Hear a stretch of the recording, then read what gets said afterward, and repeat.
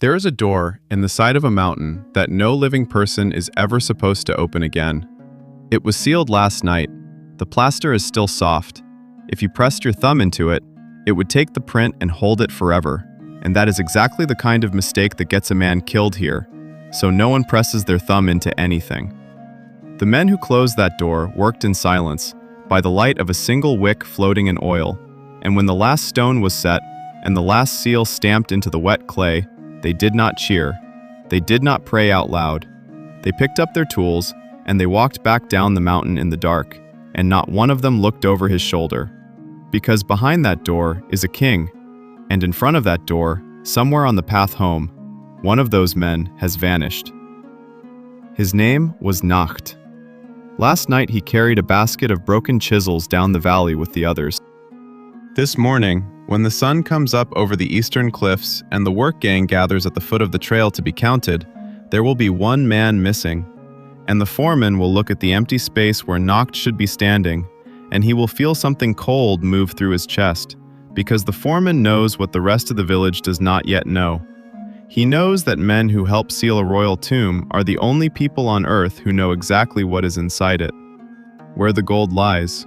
How deep. Which passage is real and which is a lie built to fool thieves.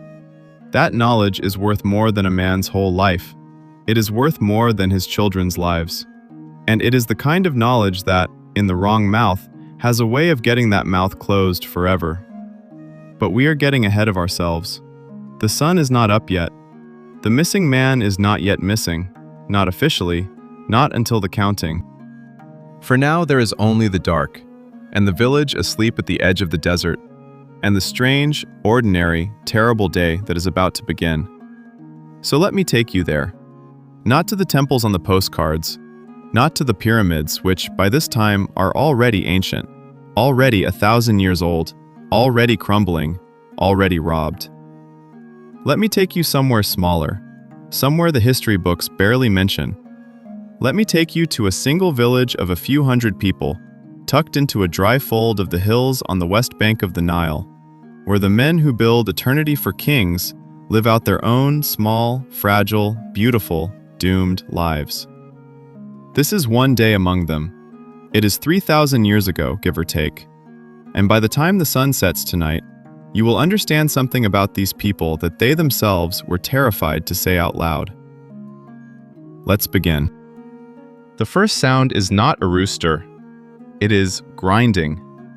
Somewhere in the dark, before there is even a smear of gray in the east, a woman is already awake and on her knees, pushing a smooth stone back and forth across a saddle of rougher stone, crushing emmer wheat into flour. Her name is Tameret. She does this every single morning of her life, and she will do it every morning until her arms can no longer manage it, and then her daughter will do it, and her daughter's daughter, all the way down the long, unbroken chain of women who have ground grain in the dark since before anyone can remember. It is brutal work. The flour she makes carries grit from the grindstone, and that grit, swallowed with every loaf for a lifetime, slowly files a person's teeth down to painful stumps. Half the adults in this village are in some kind of constant, low, background pain from their own teeth, and they do not even think of it as pain anymore. It is just the texture of being alive. You grind the grain. You eat the grit. Your teeth wear away. This is the bargain. But Tameret is not thinking about her teeth. She is thinking about her husband, who came home very late last night, and who did not eat, and who lay on his back in the dark with his eyes open, staring at the ceiling he himself had painted, and who would not tell her what was wrong. His name is Nebra, and in a few hours, Nebra is going to be one of the men standing in that gang at the foot of the trail when the foreman counts heads and comes up one man short. For now, though, he is asleep, or pretending to be, on a low mud brick bed in the front room of a narrow house pressed wall to wall against the houses of his neighbors. The whole village is built like this. The homes share walls. You can hear your neighbor cough. You can hear your neighbor argue with his wife, and his wife argue back, and the baby that results from their making up 9 months later. There is no privacy here, not really. And in a place built entirely around a single lethal secret, the absence of privacy is its own kind of quiet terror. Everyone is always slightly listening. Everyone is always slightly afraid of what they might overhear. Tamaret sets the first flat cakes of dough onto the hot clay to bake. The smell of baking bread begins to fill the little house, and it is the smell of every morning she has ever known, and it should be comforting. This morning, it is not. This morning, the smell of bread is mixed with the smell of fear, and she does not yet have a name for the fear, only the shape of it, only the weight of her husband lying awake beside her in the night, breathing too carefully. Something is wrong. She can feel it. She just doesn't know what yet. And neither really does Nebra. That is the thing about this morning that none of them can see. The secret has already begun to move. It started the moment that tomb was sealed. It is out there in the dark right now, traveling from mouth to ear, from fear to suspicion, gathering weight, and by the time the village understands what has happened, it will be far too late to stop it. But the bread has to be baked, the water has to be carried, the children have to be woken and fed and sent out into the alleys to do whatever it is children do when their parents are not watching. The work gang has to assemble. The day, indifferent and enormous, has to be lived. So let's let it begin properly. Let's let the sun come up. Because here it comes. The sky in the east does not brighten so much as bleed. First a bruise of deep violet over the black line of the cliffs, then a thin wound of red, and then all at once, the sun heaves itself over the edge of the world and the desert turns the color of fire, and the entire valley is flooded with a light so total, so absolute, that it does not feel like morning, it feels like a verdict. To us, this is sunrise. To the people waking in that village, it is something far larger and far more dangerous.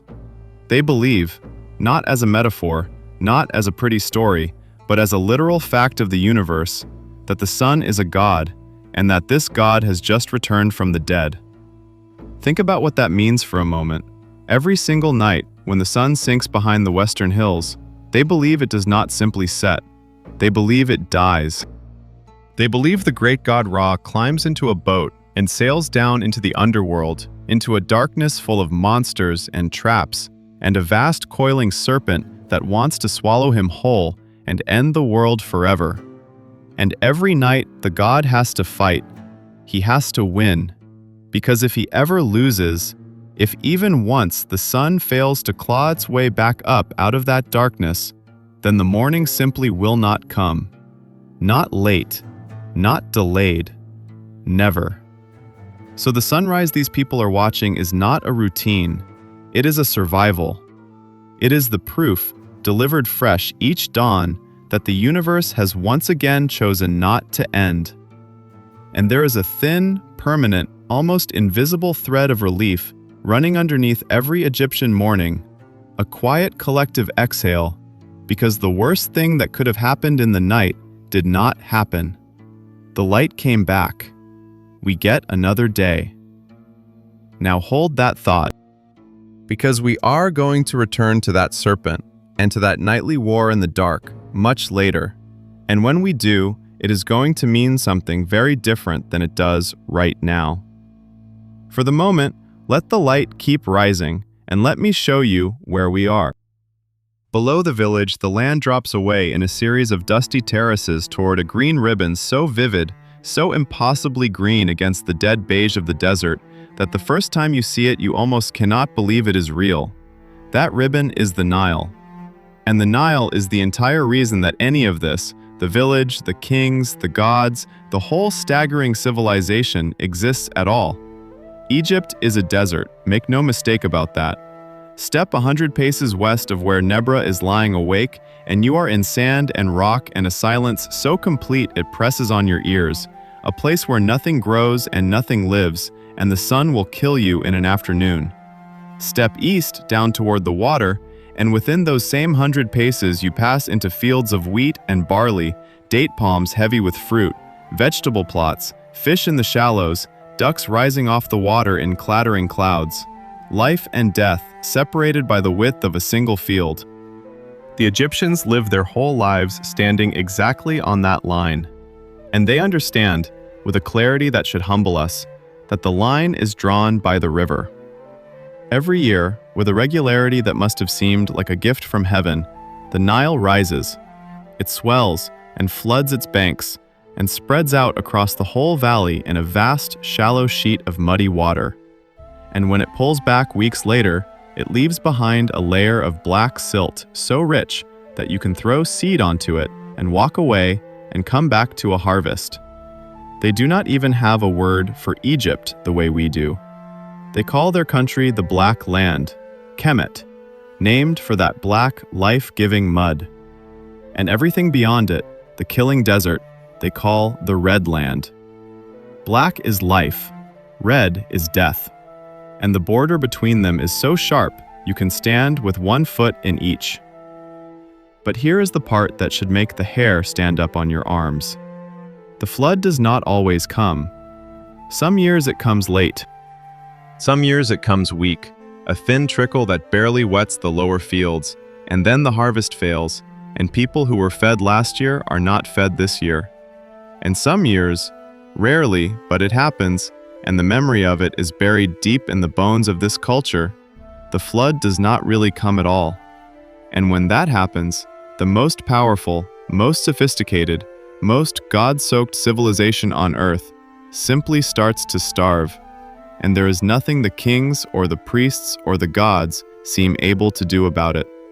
So this entire world, the temples, the tombs, the secret in the mountain, the missing man, all of it, is built on top of a gamble that gets made fresh every single year by a river the people cannot control and do not fully understand.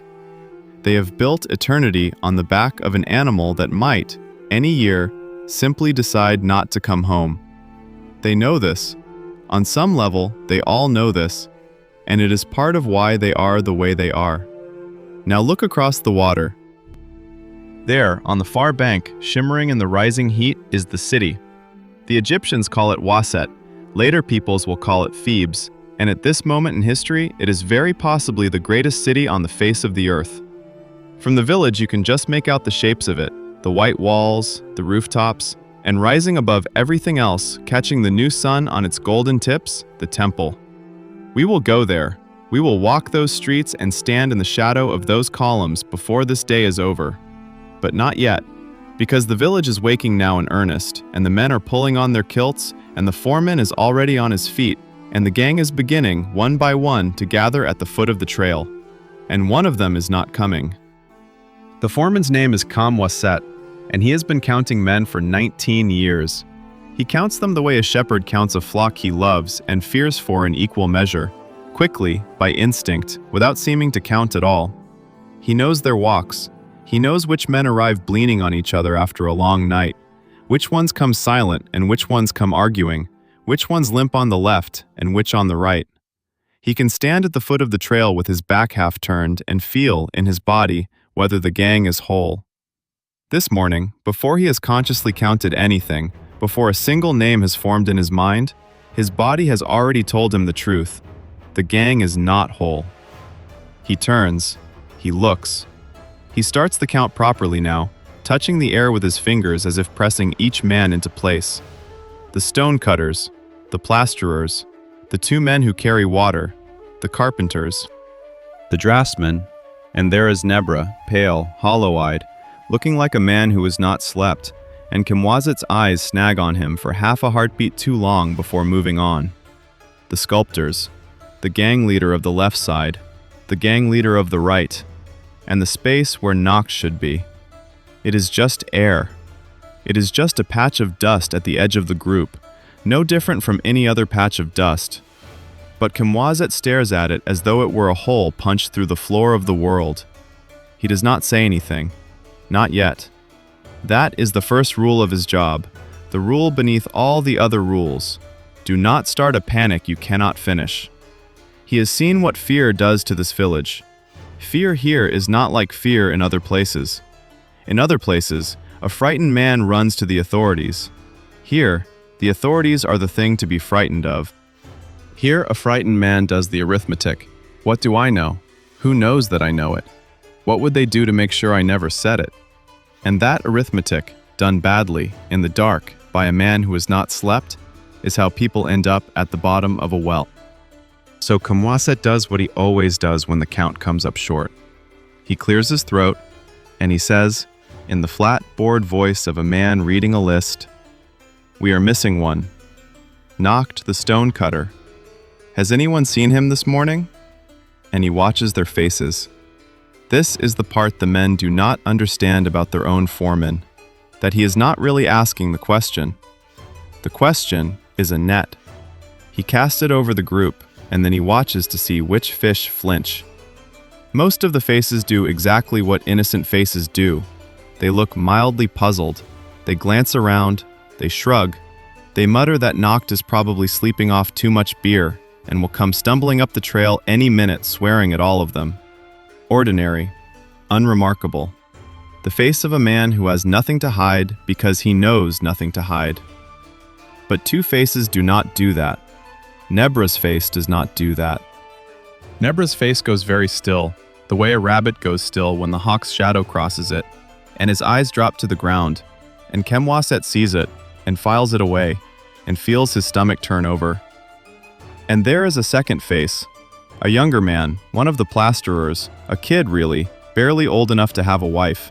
His name is Pen, and when Kamwaset says the name Noct, the boy Pen does not go still. He does the opposite. His head comes up, fast, and his eyes go wide, and for just an instant, for the length of a single indrawn breath, there is naked terror on that boy's face, the look of someone who has just heard a thing he has been praying all night he would not hear. Then it is gone. The boy looks at the ground like the others. He shrugs like the others.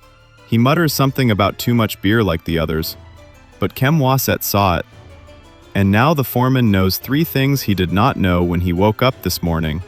He knows that Noct is gone. He knows that Nebra is hiding something. And he knows that the boy Pen is frightened, not surprised, frightened, which means the boy already suspected this might happen, which means somebody knew. But Kamwaset says none of this. He simply nods and makes a small mark on a flake of white limestone with a reed brush, recording the absence. Because everything in this village is recorded. Every absence, every ration, every quarrel, every loan of a donkey, every accusation, every dream. These people write everything down on broken bits of pottery and chips of stone, thousands upon thousands of them, casual scribbles that they throw away when they are done, never imagining that 3,000 years later, those very scraps will be how the entire world comes to know their names. The grand monuments will be looted and effaced and forgotten, but the laundry list, the complaint about a lazy coworker, the note that says, "I miss you, come home," those will survive. That is one of the great cruel jokes of history, and we will come back to it. The things built to last forever crumble, and the things scribbled to be thrown away endure. For now, Kamwaset records the absence of Noct the stonecutter, and he gives the order, and the gang turns and begins the long climb up into the hills, toward the place where they spend their days building a house for a dead god out of solid rock. And as they climb, the foreman lets himself ask the question he has been refusing to ask. If Noct is not here, and he is not lying drunk in a ditch because Kamwaset somehow already knows in his gut that he is not, then where exactly is he? And who already knew he would be gone? To understand why a missing stonecutter is not a small thing, to understand why the foreman's hands are very slightly shaking as he climbs, you have to understand what these men actually do for a living. And you have to understand the secret they all carry, the secret that binds them together and could destroy any one of them at any moment. This village exists for one reason and one reason only. It exists to build the tombs of the kings. Not pyramids. The age of pyramids is long over by now. Those vast stone mountains belong to a world so distant from these men that it is, to them, the way ancient Rome is to us. The kings of this later age learned a hard lesson from the pyramids. A giant stone arrow pointing at the sky, with the words, "Treasure buried here," practically written across it, is the single worst possible way to protect a dead man and his gold. Every pyramid by now has been broken into. Every one. The bodies of the great pyramid kings have been dragged out, unwrapped, scattered, their treasures melted down and sold, sometimes within a generation or two of the tomb being sealed. The most powerful men who ever lived, men worshipped as gods, men who moved mountains of stone to guarantee themselves eternity, and they could not even keep their own bones in the ground. Let that sink in. Because the people in this story know it. They live in the long shadow of that failure, and it shapes everything they do. So the kings of this age have changed strategy. Instead of building up, they dig down. Instead of announcing where they are buried, they hide it. They have chosen a remote, desolate valley deep in the hills behind the village, a place of crushing heat and absolute silence, guarded on all sides by cliffs. And there, in secret, they carve their tombs straight down into the living rock. No marker, no monument. Just a hole in the ground, sealed and disguised and prayed over, and a desperate, doomed hope that this time, this one time, the thieves will not find it. The men climbing the trail this morning are the ones who dig those holes. They are the ones who carve the corridors and the burial chambers, who plaster the walls smooth, who cover every surface with paintings and spells, who decorate the eternal home of a living God with their own hands and their own sweat, in the dark, by lamplight, hundreds of feet underground. And when they are finished, when the king is dead and buried and the door is sealed, they are the only people alive who know where everything is. That knowledge is the most dangerous possession in Egypt. It is why the village is where it is, tucked into a hidden fold of the hills, walled, watched, deliberately cut off from the world. It is why these men cannot simply quit and move away. It is why their sons inherit their jobs, generation after generation, the secret kept inside a closed circle of families who marry each other's daughters and bury each other's dead, and never, ever leave. You do not get to know where a king's gold is buried and then go live in the city among strangers. The knowledge keeps you. The village is not only their home. In a way that none of them would say out loud, it is also their cage. And there are guards. Out beyond the walls, patrolling the desert paths between the village and the valley, are the Magi, desert police, many of them Nubians from the lands far to the south. Men chosen precisely because they are outsiders, because they have no cousins in the village, no debts of loyalty, no reason to look the other way. Their job is partly to keep thieves out, but every man climbing this trail understands the other half of their job, the half nobody mentions.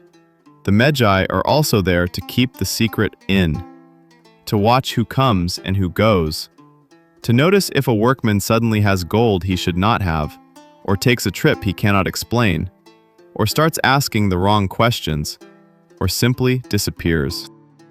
Which means that somewhere out there in the rocks this morning, the Magi already know that a man is missing. They count too. Everyone in this world counts. And the question that should be making Kamwasit's blood run cold, the question he is trying very hard not to think about as he climbs, is not only where is Noct, it is also, do the Magi already know where Noct is? And if they do, is the reason Noct is gone something Noct did, or something that was done to him? Because there are only two ways a man vanishes from a village like this. Either he became a danger to the secret, or the secret became a danger to him. Hold that.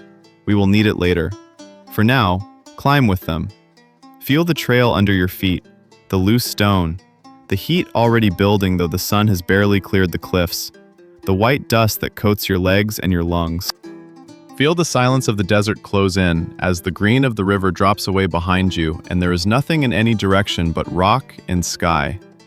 The men do not talk much on the climb. They never do. There is something about walking into that valley that closes a person's mouth.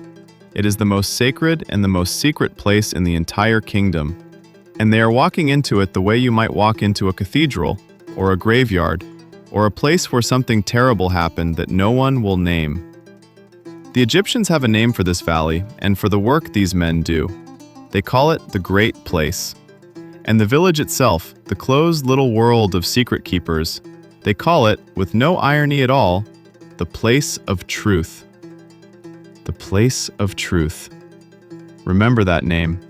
By tonight, it is going to taste very bitter in your mouth.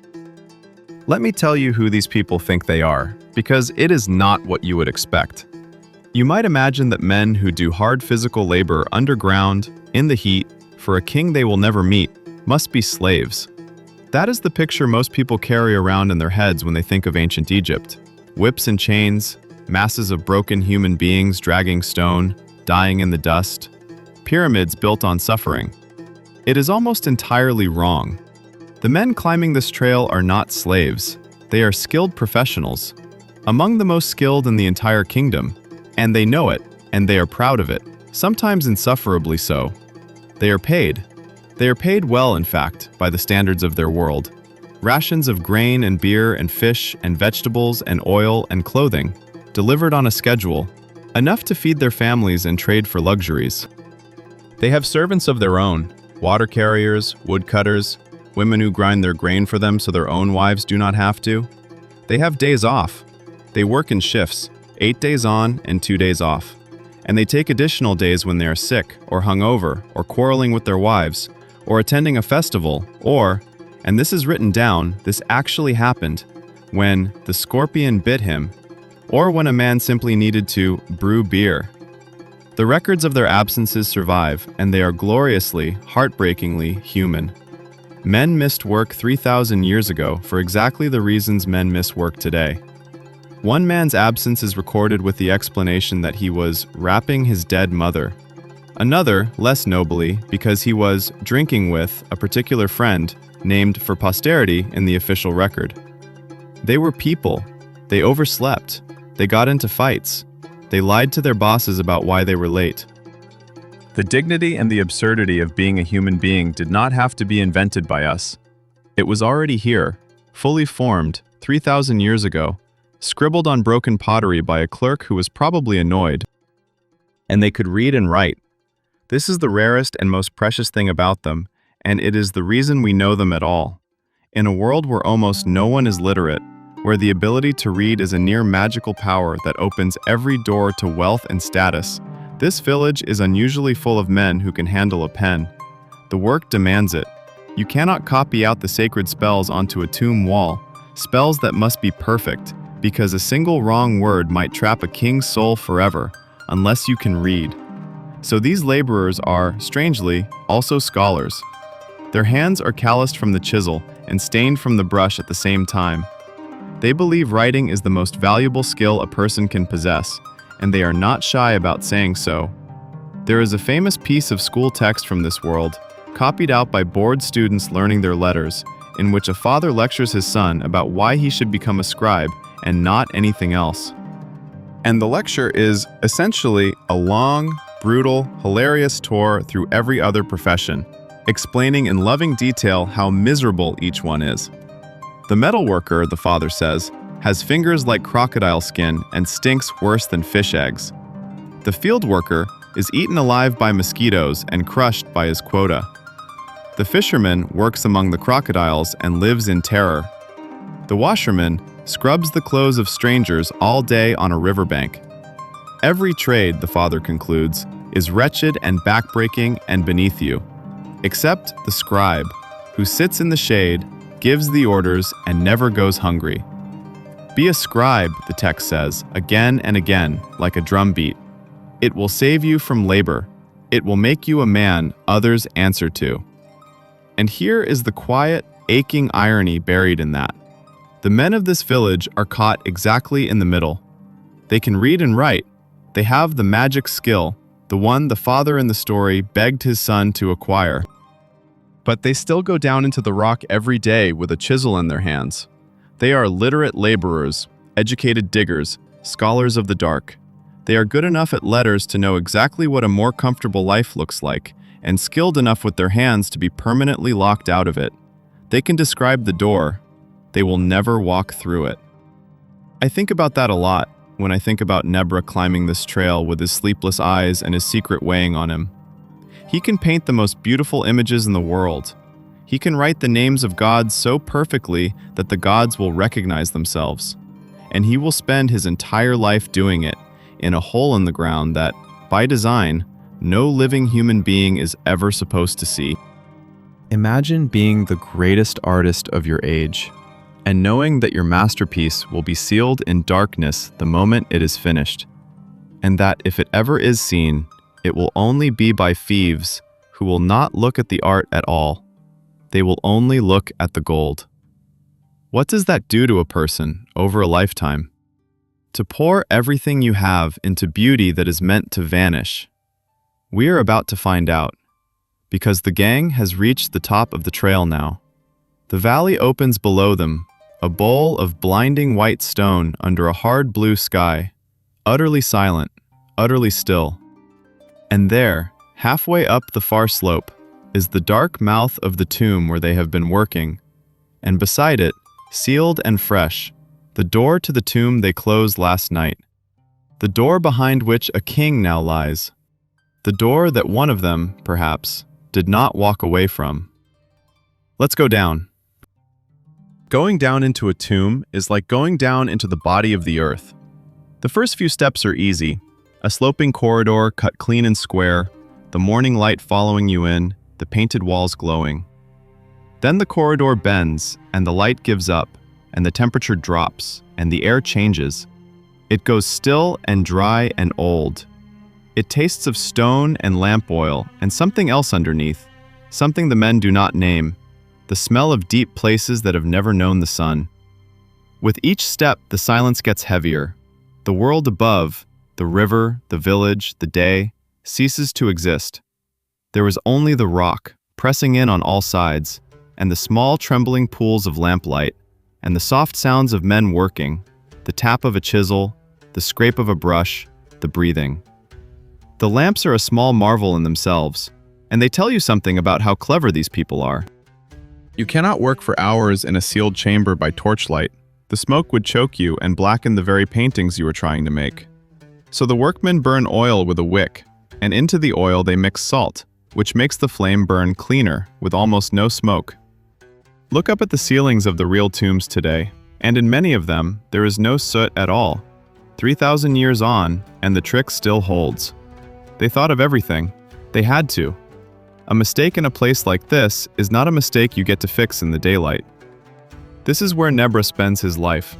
He is a draftsman, an outline scribe, one of the artists who lays down the first version of every image and every line of text in red, so that the painters who follow can fill it in. It is exacting, sacred, terrifying work. The walls of a royal tomb are not decoration. They are a machine. Every image, every spell, every word is there to do a job. To feed the dead king, to protect him, to guide him through the dangers of the afterlife, to give him back the use of his mouth and his eyes and his legs in the world to come. If Nebra writes a spell wrong, if he reverses 2 signs or leaves out a single word, the machine breaks. The king starves in eternity. The king goes blind in the dark forever. The most powerful being in the universe is undone by a tired artist's slip of the brush. So Nebra does not make mistakes. In 30 years, he has trained his hand to be steadier than his heart. He can lay down a column of sacred signs as fast as a scribe can think them and not waver a hair's breadth. His hand is the most reliable thing about him. It does not shake when the rest of him does. But this morning, it shakes. He notices it the moment he kneels before the wall and dips his brush. The line he draws is not clean. There is a tremor in it, small, almost invisible, but he sees it because he is the one man in Egypt who would. He stops. He sets the brush down. He looks at his own hand as though it belongs to a stranger. And he thinks about last night. Because Nebra knows something. He has not told his wife. He has not told the foreman. He has not told anyone. And the not telling is eating him alive. Last night, in the final hours before the king's tomb was sealed, in the chaos of the last work, the men moving in and out with the final offerings, the priests chanting, the lamps guttering, the air thick with incense and fear, Nebra saw something he was not supposed to see. He saw Noct the stonecutter, alone, in a part of the tomb where Noct had no business being. And Noct was not working. Noct was kneeling beside a low ledge in the wall, in the deepest chamber, with his back to the doorway, doing something quick and quiet with his hands. And when Nebra's lamp swung around the corner and the light fell on him, Noct turned, and for one frozen instant the two men looked at each other. And Noct's face was the face of a man caught. Neither of them said a word. Nebra, who has spent his whole life learning not to see things in this village, did the thing he always does. He looked away. He pretended his lamp had simply wandered. He went back to his work and did not turn around again. And a little later, the priests called for the final sealing, and the men carried out the last baskets, and the door was closed, and they all walked home in the dark. But Nebra cannot unsee it. Noct, kneeling, with his back turned, in the deepest room, near the king's gold, the night before he vanished off the face of the earth. And now Nebra is kneeling before this wall, 3 corridors away, with a trembling hand, doing the same arithmetic the foreman is doing, the same arithmetic everyone in this village is born knowing how to do. If Noct stole something, if Noct reached into a king's tomb and took even a single bead of gold, then Noct is already a dead man, whether he knows it or not. The Magi will find it on him, or the priests will find the disturbance, or someone will talk, and then there will be a trial, and torture, and an execution so terrible the Egyptians have a special category for it, a punishment beyond death, which we will get to. But that is not what is making Nebra's hand shake. What is making Nebra's hand shake is this. He is the only witness. He saw Noct in that room. And in this village, knowing who committed a crime against a king is not safer than committing it. It might be more dangerous, because now Nebra is a man who knows, and we have already learned what happens to men who know. So he kneels there in the lamplight, the most reliable hand in Egypt trembling over the wall, trapped between 2 unbearable choices. Speak and become the man who informed on a neighbor, and live the rest of his life among that man's family, his wife, his children, who will know exactly who put a rope around their father's neck. Or stay silent and pray that no one ever learns what he saw, and live the rest of his life waiting for the knock at the door, waiting to find out whether silence makes him safe or makes him guilty. He picks the brush back up. He breathes. He forces the tremor down into some deep place where he keeps all the other things he has trained himself not to feel. And he draws the line. It comes out clean. That is the thing about Nebra. That is the thing about all of them. They can hold the most terrible things inside and still make the line come out clean. A whole civilization built on the discipline of making the line come out clean, no matter what is shaking underneath. But the question is planted now, and it is going to grow all day, in the foreman's mind, and in Nebra's, and in the mind of that frightened boy Pen, who, and we do not know this yet, knows something too. 3 men, in 3 different places, all circling the same vanished name. What did Noct take? Where did he go? And which of these men is going to break first? Keep that fire burning low in the back of your mind. We are going to leave the tomb now. We have to. The day is moving. There is a whole world above ground that does not yet know any of this is happening. But we are coming back. We always come back. That is how these things work. You think you have walked away from the door in the mountain. You have not. You are tied to it now. The same as Nebra is. The same as all of them. Let's climb back into the light. While the men are in the dark, the village above is fully, loudly awake. And here is something that surprises people. With all the men gone up to the valley for 8 days at a stretch, sleeping in rough huts on the mountain and only coming home on their rest days, the village down below is run, day to day, almost entirely by women. This is not a small thing. We tend to imagine the ancient world as a place where women were locked away, silent, invisible, the property of their fathers and husbands. And in many ancient places that was closer to true than not. But Egypt was strange. Egypt was, by the standards of almost every society that came before or after it for thousands of years, astonishingly generous to women. Not equal, never that, but far freer than you would guess. An Egyptian woman could own property in her own name. She could buy and sell, lend and borrow, sue in court and win. She could inherit and leave inheritances of her own choosing. She could initiate a divorce, and if she did, she walked away with what she had brought into the marriage and a share of what they had built together. She could work and earn and keep what she earned. Her name appears on the contracts. Her name appears in the lawsuits. Her name, sometimes, appears on the tomb walls beside her husband's, the same size, facing him as an equal across eternity. So when Tamaret finishes the bread and steps out into the narrow lane that runs the length of the village, she is not stepping into a cage. She is stepping into her domain. The lane is already full of the day. Women carrying water jars balanced on their heads with a grace that takes years to learn. Children darting between legs. A goat being argued over. An old woman selling onions and gossip from a doorway. The smell of beer fermenting and fish drying and dung fires and a dozen breakfasts at once. It is crowded, and it is loud, and it is alive. And it is, on most mornings, a kind of comfort. Today, it is not a comfort, because today the gossip has a single subject, and the subject is knocked. The word is already out. Of course it is. You cannot hide the absence of a grown man in a village this small for more than an hour. By the time Tamaret reaches the well, the women are already trading it back and forth in the low, careful voices people use for dangerous news. Did you hear? Knock did not go up with the gang. His wife says he never came home. His wife was weeping at her door before the sun was even up. Some say he ran off with another woman. Some say he owed money to a man in the city and the man's people came for him.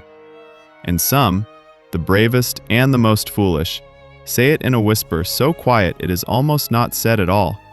Some say it has to do with the tomb. Tamaret says nothing. She fills her jar, but her hands have gone cold because she is remembering her husband lying awake last night, breathing too carefully, staring at the ceiling, and she is beginning to understand that whatever is wrong with Nebra and whatever is wrong with the missing man are the same wrongness, and she is afraid. This is the thing about a secret in a small place. It does not stay in one house. It seeps. It moves through shared walls and shared wells and shared blood. By midday, it will have touched every family in the village, and not one of them will know the truth, and all of them will be afraid of it. Fear here is a liquid. It finds every crack. But let me pull you back from the fear for a moment, because I want you to see this place when it is not afraid. I want you to see the ordinary beauty of it, because that beauty is the whole point. It is what these people are trying to protect, what they are trying to carry with them even into death, and you cannot understand their obsession with the afterlife until you understand how much they loved the simple business of being alive. Look at the house Tamaret returns to. It is small, 3 or 4 rooms, packed tight against its neighbors, built of mud brick that has to be patched after every rare rain. But it is not bare. The Egyptians, even ordinary working ones, did not live in grim cells. The front room has a low platform, a kind of altar bed, where the household gods are honored and where, the family believes, the spirits of their own dead can be welcomed back to visit. The walls are washed white and sometimes painted with bright bands of color. There are stools and small tables and chests for clothing and reed mats and headrests carved of wood, for they slept not on pillows but with their necks cradled on curved wooden stands, which sounds like torture and was, by all accounts, perfectly comfortable once you were used to it, and which kept the head cool and the scorpions off your face in the night. And everywhere, watching over the household, are the small gods. Not the grand gods of the temples. Those are distant, terrifying, far above the concerns of ordinary people. The gods of the home are humbler and stranger and far more beloved. There is Bes, a squat, bandy-legged, lion-maned dwarf with his tongue stuck out, hideous and grinning, and the Egyptians adored him. They put his ugly grinning face on beds and headrests and mirrors and the walls of the rooms where women gave birth, because his ugliness frightened away evil spirits, and his laughter brought joy. And there is Taweret, a pregnant hippopotamus standing upright on her hind legs, with the back of a crocodile and the paws of a lion, fierce and swollen and protective, the guardian of mothers and babies. These are the gods that mattered in a house like Tamaret's, not the cosmic lords of the sun and the dead, the little ugly fierce ones who kept your children alive through the night. Because keeping your children alive through the night was not a small thing here. It was, in fact, the central terror of every parent's life. We have to talk about this, even though it is hard, because you cannot understand these people without it. About 1 in 3 children in this world did not live to grow up. Sit with that number, 1 in 3.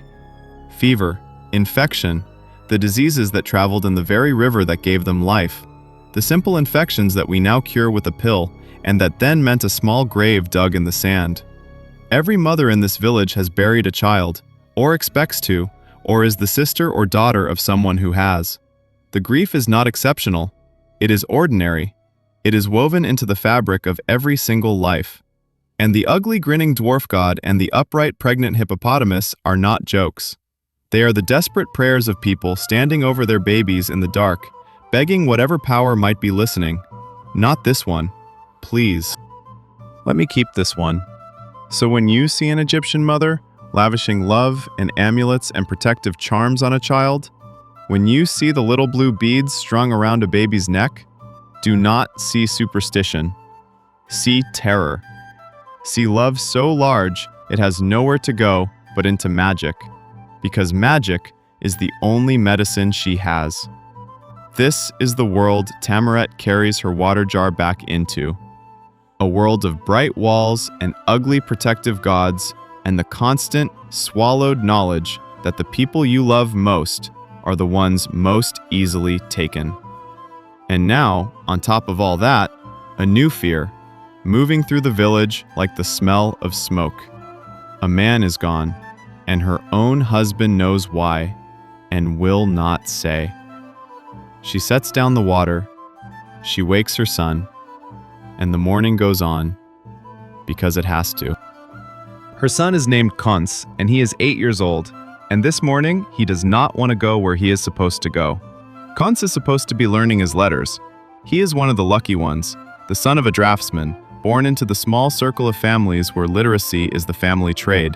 And so instead of being sent to carry water or mind the goats, he spends his mornings sitting cross-legged with a few other boys, copying signs onto a smooth flake of limestone with a reed and a little water mixed into a cake of black soot, learning the most powerful and tedious skill in the kingdom. He hates it. Of course he hates it. He is 8. The signs are endless and they all look the same to him, and his teacher is a sour old scribe who raps the boy's knuckles with a stick and repeats over and over the same grim lessons that scribes have repeated to bored children for 1,000 years. A boy's ear is on his back, the old man says. He listens when he is beaten. It is not a metaphor. The Egyptians genuinely believed that learning had to be beaten into a child, that discipline lived in the body and had to be installed through the body. And the writing exercises that survive are full of these brisk, cheerful threats. Study or be beaten. Write neatly or be beaten. The path to a soft life in the shade ran, for a small boy, straight through a great deal of getting hit. And yet the boys did learn, and some of them came to love it. And we know this because we have their practice tablets, the actual flakes of stone they scribbled on. And mixed in among the dutiful copied phrases are the doodles. A boy drew a man with a comically large nose. A boy practiced his signs and then, in the corner, sketched a cat. A boy who was supposed to be copying a hymn drew, instead, what is unmistakably a picture of his teacher, and it is not flattering. Across 3,000 years, a bored child rolling his eyes at his lessons reaches out and taps you on the shoulder and says, "I was here. I was real. I did not want to be doing this either." I love them for the doodles. I really do. Because the doodles are the proof that underneath all the gods and the rituals and the terror of the afterlife, these were people exactly like us. A boy is a boy. He would rather be running in the lane than learning his signs. And the most powerful empire on earth could not change that, and did not really want to. This morning, though, Even the lessons are disrupted, because the whole village is unsettled, and the old scribe is distracted, and Kants, who is 8 and who misses very little, the way children miss very little, has heard the word that the adults are passing around in their careful voices. He has heard the name Nacht. He knows Nacht. Nacht used to give him dried dates from a pouch at his belt and pretend to find them behind the boy's ear. And now the grown-ups are whispering, and Nacht is gone. And Kants does not understand what has happened, but he understands the shape of it, the way children understand the shape of a thing long before they have words for it. He understands that something has gone wrong with the world, and that the adults are frightened, and that no one is going to explain it to him. So he sits, and he copies his signs badly, and in the corner of his tablet, without quite deciding to, he draws a small figure walking away over a hill. He does not know why. He scrubs it out before the teacher sees. We will leave Kants here, for now, with his half-erased drawing and his half-understood fear. But remember him. The children always know more than we think. And before this day is over, Kants is going to see something that no one means for him to see. They never do mean for the children to see. The children always do. Now, let me take you across the river. It is time you saw the city, and the gods the way the powerful saw them, which is very different from the ugly grinning dwarf in Tamaret's front room.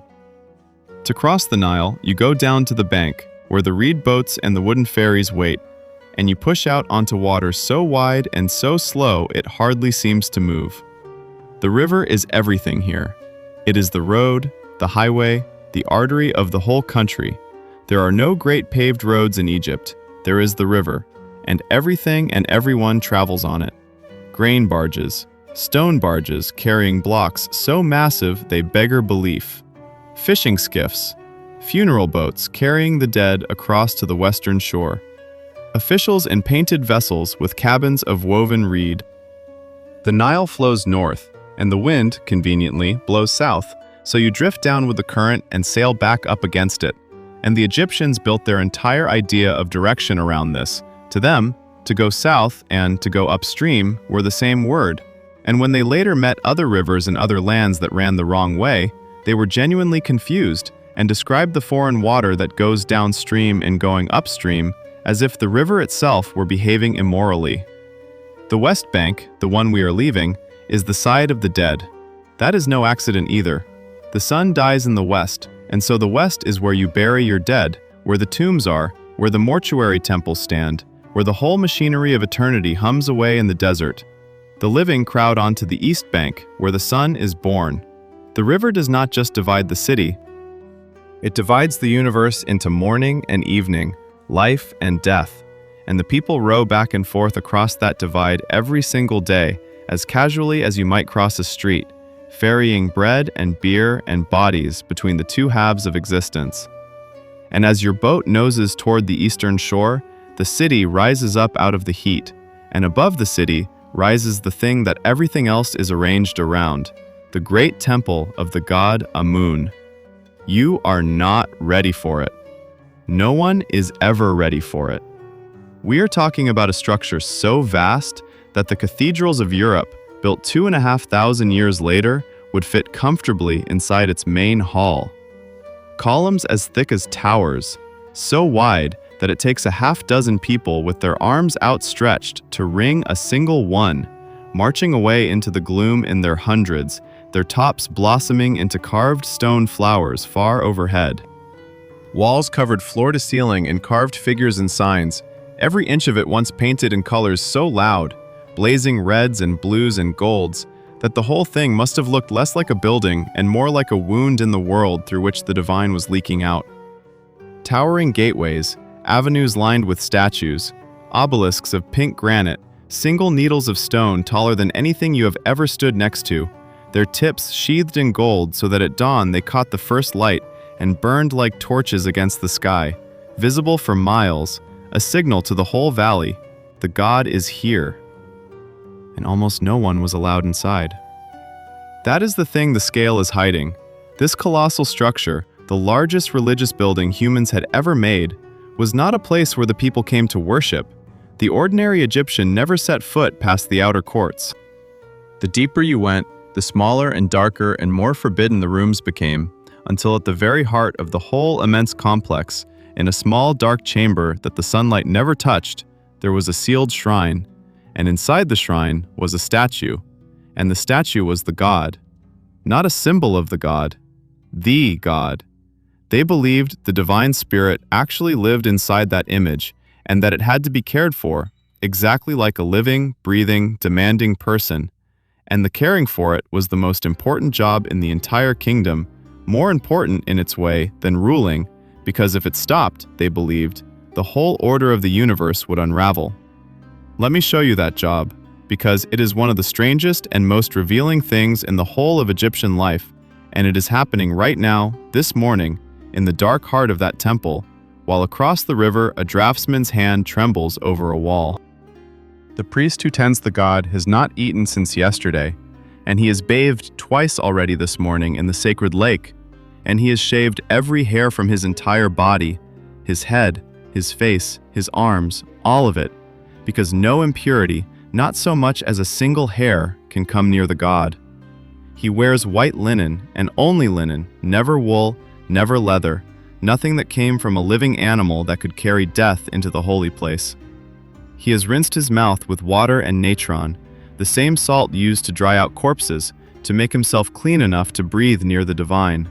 And then, at the appointed hour, he walks the long, dark corridor to the shrine, and he breaks the clay seal on the door, the same kind of seal that closed the king's tomb across the river. And notice that. Notice how the whole civilization speaks the same language of sealed doors and the terrible things kept behind them. And he opens the shrine, and he comes face to face with his god. And then he takes care of it like a baby. I mean that almost literally. The morning ritual for the god is, when you strip away the incense and the chanting, the morning routine you would perform for a beloved, helpless, all-powerful infant who could destroy the world if neglected. The priest greets the statue. He removes yesterday's clothing and ointment. He washes the divine image. He dresses it in fresh linen. He applies makeup to its eyes, green and black, the same kohl an Egyptian woman would line her own eyes with. He adorns it with jewelry. He offers it food, real food, a feast laid out before a statue, bread, beer, meat, fruit, the best of everything. And he speaks to it, soothing it, reassuring it, telling it that all is well, that order is maintained, that the king is strong and the land is at peace. Please, great God, be content. Please do not be angry.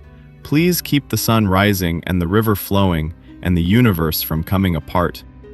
There is something almost unbearably tender and almost unbearably mad about it, both at once. The most powerful institution in the most powerful country on earth, and its central daily act, is grown men gently washing and dressing and feeding a statue, terrified that if they get it wrong, everything ends. It is the logic of a frightened child caring for something it loves and cannot control, scaled up to the level of an empire. Keep the god fed. Keep the god happy. Keep the god from leaving. Because the alternative, a universe with no one minding it, a sun that might not rise, a river that might not return, is too terrible to allow into the mind. And then, and here is the part that is pure, brilliant, human economics hiding inside the holy ritual. Once the god has eaten, the food does not go to waste. The god, being a spirit, consumes only the essence of the meal, the unseen nourishment. The actual bread and beer and meat still sitting there is then carried back out and redistributed to the lesser priests, to the temple staff, to the workers, to the dead in their tombs whose offerings are leftovers passed down the chain. The same loaf might feed the god, then a priest, then a workman, then be left at a grave. Nothing is wasted. The whole economy of the temple runs on this sacred recycling, and the temple economy is enormous. The great temples owned vast tracts of land, tens of thousands of workers, fleets of ships, herds beyond counting. The temple of Amun, by this point in history, had grown so rich and so powerful that it rivaled the king himself. Hold on to that. A priesthood that has grown rich enough to rival the throne. File it away. It is going to matter, far down the line, in ways no one in this story can yet see.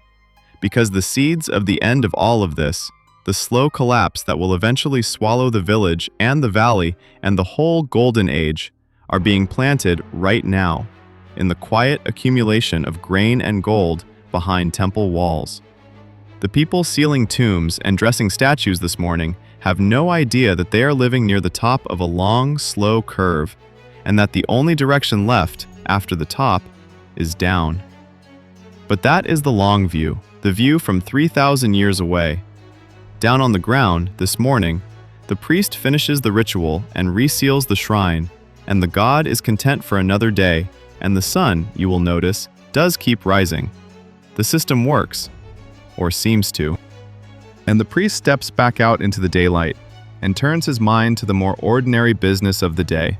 The disputes to be settled, the accounts to be kept, and one matter freshly arrived by messenger from across the river that is going to pull this whole grand cosmic machinery down to the level of one missing stonecutter. Because the village across the water has its own god, and that god, the people believe, can find the truth. Let me tell you about the strangest court of law that has ever existed.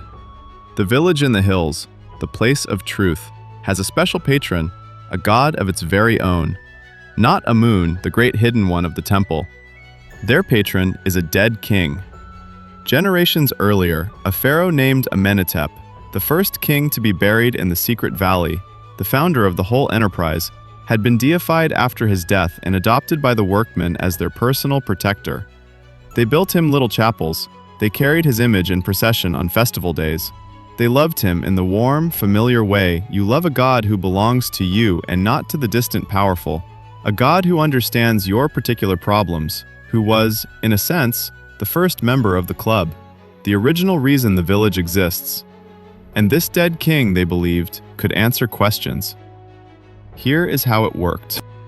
When a dispute arose in the village that no one could settle, who owned a donkey, who had stolen a tool, who was telling the truth in a quarrel, who was guilty of a crime, the people would bring it before the god.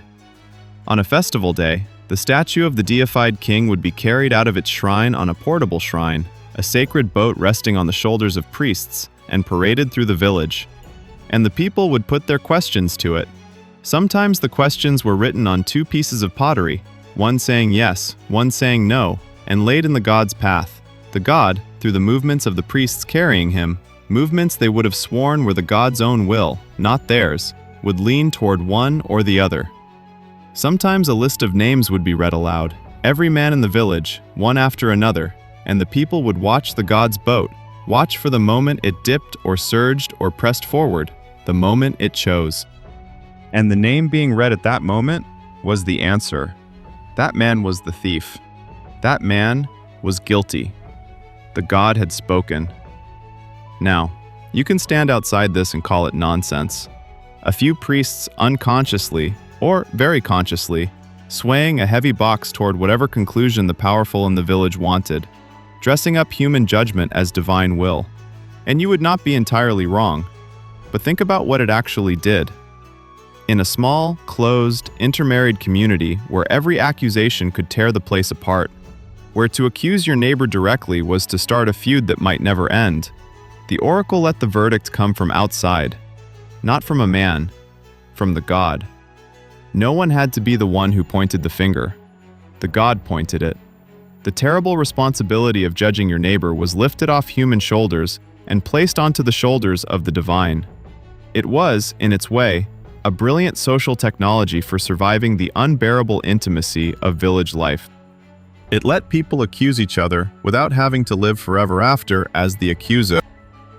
And this morning, with a man missing and the whole village whispering about the tomb, there is one thought forming in more than one mind at once. In the foreman's mind as he works in the valley, in the village headman's mind as he fields the frightened questions of wives, in the mind of the priest across the river who has just received the news. If a crime has been committed against a king, if something has been taken from the great place, then sooner or later the god will have to be asked. The boat will come out, the names will be read, and the people will watch to see which name the god leans toward. Nebra knows this. That is the new fear that has crawled into him since the morning, the one underneath all the others. Because if the god is consulted, if the boat is carried out and the names are read, then the god might lean toward Nacht, the man who is already gone. Or the god might lean somewhere else. The god might lean toward the only witness. The god might lean toward the man who saw and said nothing. The god, after all, sees everything. That is the whole point of the god. And how do you defend yourself against an accusation made by a god in a place actually called the place of truth, when the one true thing you know is the very thing you are too afraid to say? You can't. That's the answer. You can't. So the question hanging over the whole village now, sharpening by the hour, is not only what happened to Nacht, it is also, will they ask the god? And if they do, whose name will the boat choose? Keep watching. The day is barely half done. But let me ease the grip for a moment, because a day is not made only of fear, and these people were not made only of secrets. Even now, even on a day like this, in the same lanes where the whisper about Nacht is moving, ordinary life keeps insisting on itself. And the most insistent, most ordinary, most extraordinary thing about these people is how openly, how unashamedly, how tenderly they loved each other. We have this from their own hands. Tucked among all the lawsuits and ration lists and tomb spells, the Egyptians left behind love poetry. And it is not stiff, not formal, not the careful courtly stuff you might expect from an ancient world. It is the real thing. It is a young person lying awake, aching for someone.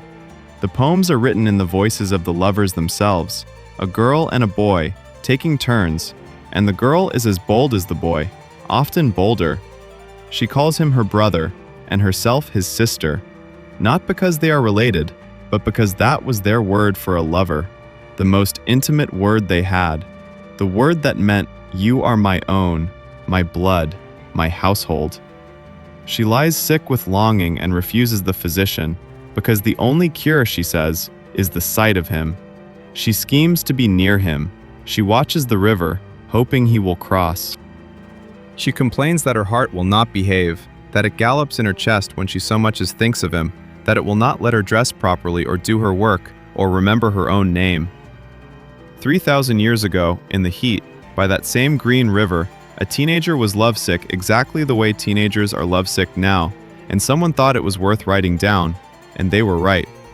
And the marriages that grew out of that longing were, by the standards of the ancient world, astonishingly equal and astonishingly affectionate. There was no grand wedding ceremony that we can find, no temple rite, no priest pronouncing them joined. A couple in Egypt became married, as far as anyone can tell, largely by deciding to live together and build a household, and the community simply recognized it. The contracts that survive are about property, about what each partner brings and what each is owed if it ends, and they protect the woman with a care that would not be matched again for thousands of years. But the feeling underneath the contracts comes through in other places, in the tomb images of husbands and wives sitting together, her arm around his waist, his hand on her shoulder, facing eternity side by side as equals. In the everyday letters where a man calls his wife his beloved and means it. In the simple, staggering fact that they wanted to spend not just this life together, but the next one, forever, and arrange their very tombs to make sure of it. They were not buried as individuals who happened to be related. They were buried as couples who refused to be parted, even by death, even by the second death, even by eternity itself. And they paid close attention to their dreams, because they believed dreams were messages, windows into the hidden, warnings, promises, glimpses sent by the gods or the dead. They kept dream books, lists of what different dreams meant, and the meanings were often delightfully backwards by a logic all their own. To dream of something unpleasant might foretell something good, and to dream of plenty might warn of loss. A man who dreamed he was drinking warm beer, the books might say, faced suffering coming his way. Another dream of a death in the family might, against all sense, promise a long life. And when the dreams were bad, when they woke sweating in the dark from something with teeth, they had spells to recite, words to break the dream's power before it could follow them into the waking day, the same way they had spells against scorpions, against snakes, against fever, against every invisible thing that crept in the dark and threatened the people they loved. Because that, in the end, is what almost all of their magic was for. Not power, not riches, protection. The protection of the helpless and the beloved against a world full of things that could take them. The ugly grinning dwarf on the headrest, the spell whispered over a feverish child, the charm at a baby's throat, the words said against a bad dream, the name carved into stone against forgetting. All of it, the whole vast apparatus of Egyptian magic, was just love, armored. Just frightened people doing everything they could think of to keep what they had, which is the most human thing there is. Hold that warmth. You will need it, because the rest of this day is going to test it. The light is changing, the heat is climbing, and the trouble that has been gathering since dawn is about to begin pressing in from more than one direction at once. By midday, the heat is a living thing. It comes down out of a white sky and up off the white stone, and it presses on you from both directions until the air seems to thicken, until the distant cliffs swim and ripple, until even the flies go quiet. In the valley, the men retreat into the shade of their work huts and the corridors of the tomb. In the village, the lanes empty. People move slowly or not at all. The world holds its breath and waits for the sun to ease. This is a good moment to talk about money, because the Egyptians did not have any. That sounds impossible, doesn't it? The richest, most sophisticated civilization of its age, building temples that beggar belief, and not a single coin anywhere in the country. No coins, no banknotes, no currency of any kind. Coined money simply has not been invented yet, and will not be for many centuries. And yet here is this vast economy, humming along, paying its workers, collecting its taxes, running its temples, settling its debts, all of it without money. How? They paid in things. The men of the village are paid in grain, mostly. Emmer wheat and barley, measured out in standard sacks, delivered on a schedule. They are paid in beer and fish and vegetables and oil for their lamps and firewood and linen for clothing, and on good occasions in cakes and dates and meat. The grain is the foundation of it all, because grain is food, and food is life. But grain is also more than food. Grain is wealth you can store, wealth you can trade, wealth you can lend at interest. A man's wages are literally edible, and a rich man is, in a real sense, a man with a very full granary. And when they needed to trade for something that wasn't on the ration list, a fine chair, a coffin, a goat, a plot of land, they bartered, but cleverly. They valued goods against a standard, a unit of weight in copper or silver called the deben, so that a man could say a chair was worth so many deben and a coffin so many deben, and then pay for the chair not in metal, but in goods of equivalent value, so much grain, so many jars of oil, a length of cloth, a basket of fish, all adding up to the agreed price. It was barter with a measuring stick laid across it. And it worked. People bought houses this way. People sued each other over deals gone wrong this way. And the records of those lawsuits survive, full of the small, eternal human business of someone insisting they were cheated and someone else insisting they were not. But here is the thing about being paid in food. Here is the vulnerability hidden inside it, the crack at the base of the whole arrangement. If the wages are food, then a delay in the wages is hunger. There is no buffer. A modern worker whose paycheck is late is inconvenienced, anxious, angry. An Egyptian worker whose grain ration is late is staring at an empty pot and hungry children. The two things are not the same. And the grain for the village does not appear by magic. It has to be gathered as tax from the farmers, stored in the royal granaries, accounted for by scribes, transported across the river, and handed out by officials, a long chain with many hands on it, And every link in that chain is a place where the grain can be skimmed, or delayed, or simply lost in the vast, slow machinery of a kingdom that does not always work as well as its monuments suggest. And lately, the grain has been coming late. This is true. This is not invented. We know, from the records of this very kind of village, that there came a time when the rations fell behind, when the men finished their work and went to collect their grain, and the grain was not there. And then it was not there the next day, and the next.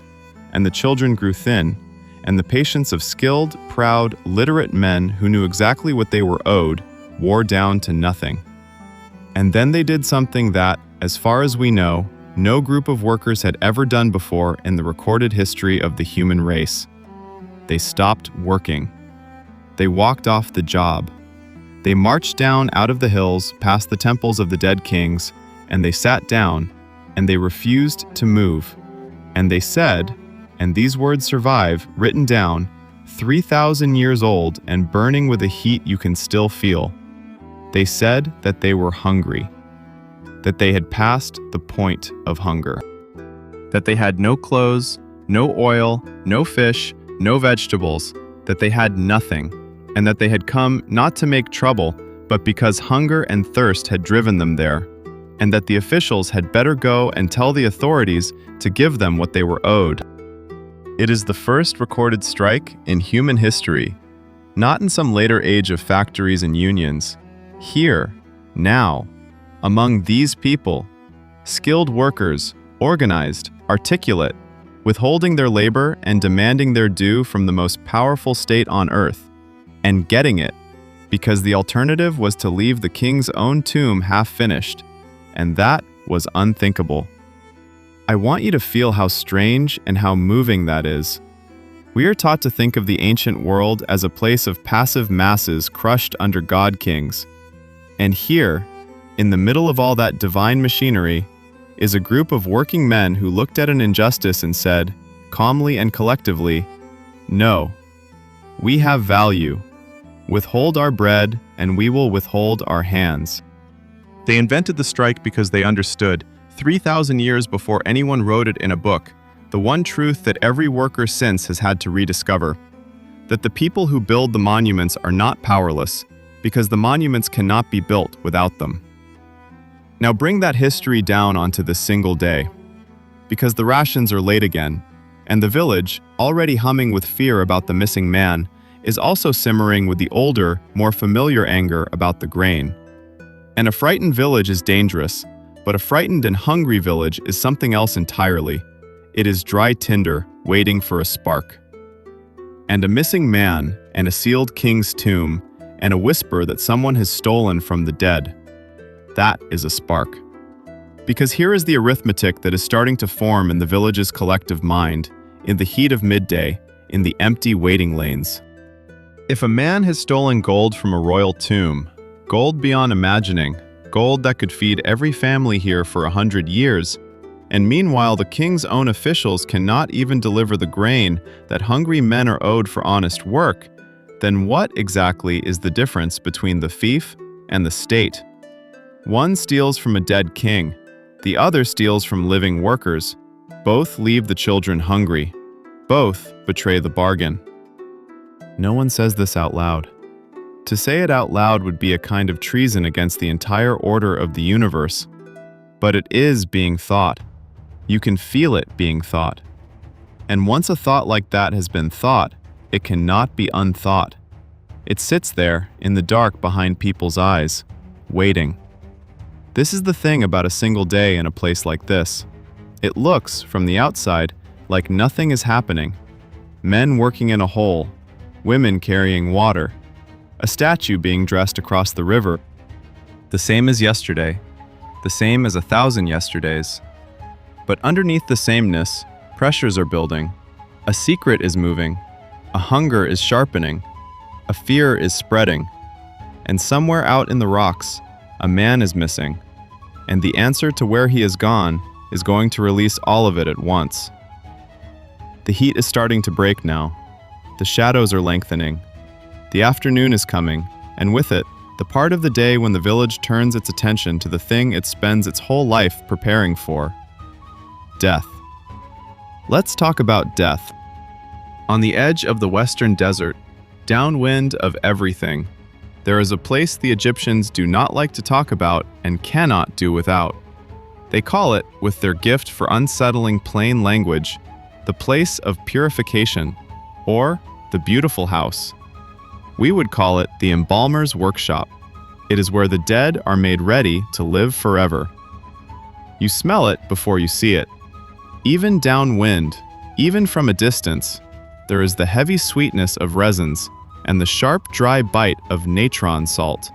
And underneath both of those, never fully covered, the resins and salt are there to fight.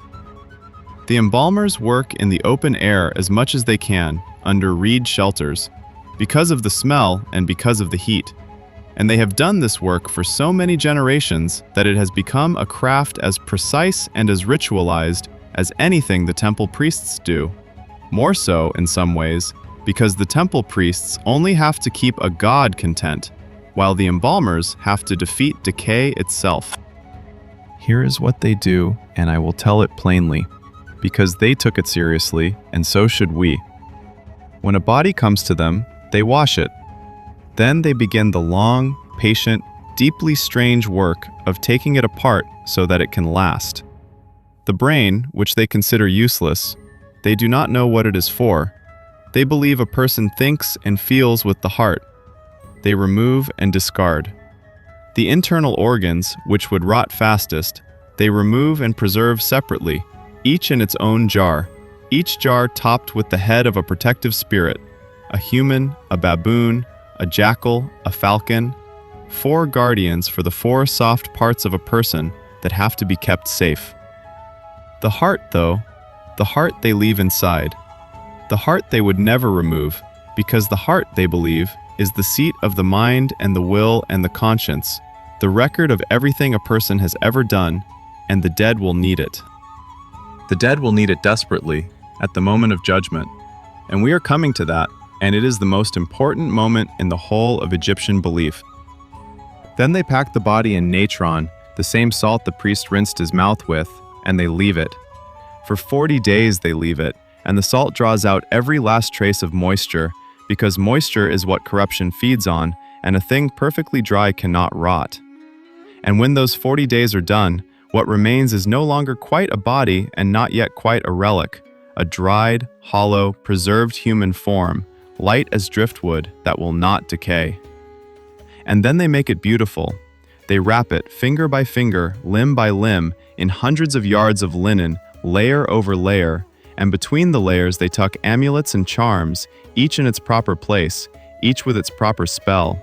A charm over the heart, a charm at the throat, protective signs at every vulnerable point.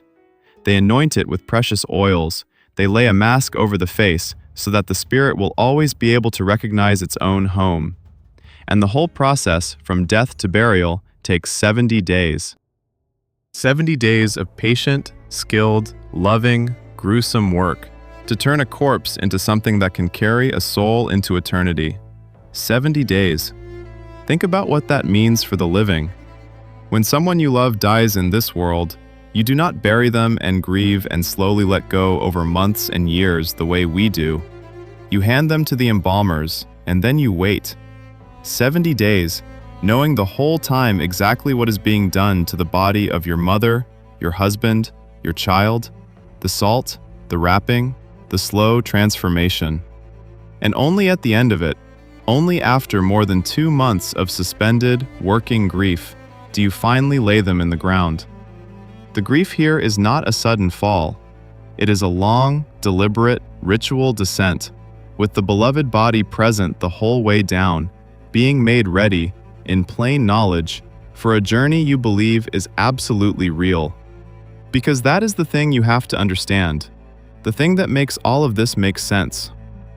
They were not pretending. They did not do this out of vanity, or habit, or fear of the smell. They did it because they believed, with their whole hearts, that death was not the end, that it was a door, a frightening door, into a second life that could be even better than the first. and that the body had to survive for the soul to have a home to return to. Every wrapped finger was an act of faith. Every jar, every charm, every spell was a parent packing a bag for a child going on a long journey to a place they could not follow.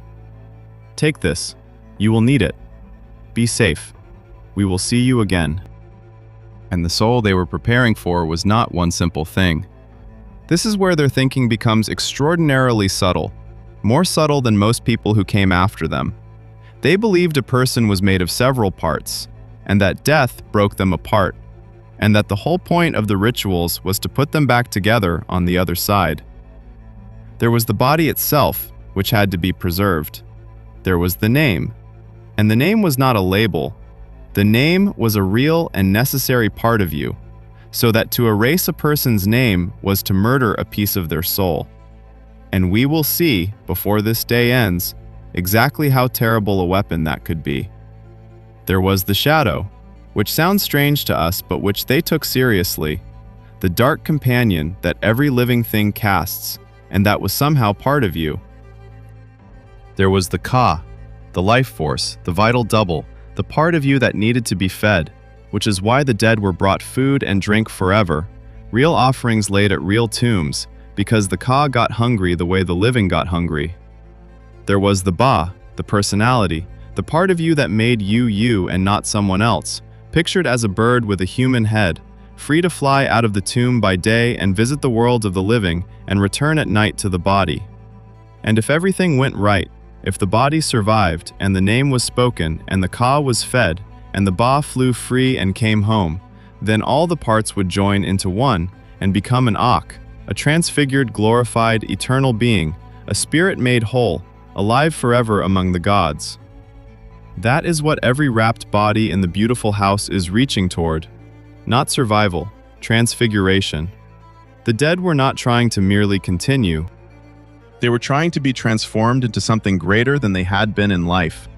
And the entire vast machinery of Egyptian death, the tombs and the spells and the 70 days and the secret valley and the village in the hills, all of it, every bit, exists to carry ordinary, frightened, mortal human beings across the terrible gap between dying and becoming a god. And it could fail. That is the part that haunts them, the part that haunts me. It could all fail. The body could be destroyed by thieves. The name could be forgotten and never spoken again. The offerings could stop coming when the descendants died or moved away or simply lost interest. And then the soul, having survived death, would face a second death, the real death, the final one, fading, starving, dissolving into nothing, the eternal life flickering out for lack of a remembered name and a loaf of bread left at a grave. The Egyptians were not afraid of dying. They had made a kind of peace with dying. What they were afraid of, what kept them building and wrapping and carving and praying, was being forgotten. And we are about to find out what that fear can drive a person to do. Here is the moment every Egyptian spends a lifetime preparing for. Here is what they believe is waiting on the other side of that door. When you die, and your soul has been put back together, you do not simply arrive in paradise. You have to pass through judgment. You are led through a dark and dangerous landscape full of gates and monsters and lakes of fire into a great hall, the Hall of the Two Truths. And there, before 42 divine judges, before the great gods themselves, before Osiris, the Lord of the Dead, seated on his throne, you are put on trial. And the trial is not about whether you were rich or powerful or successful.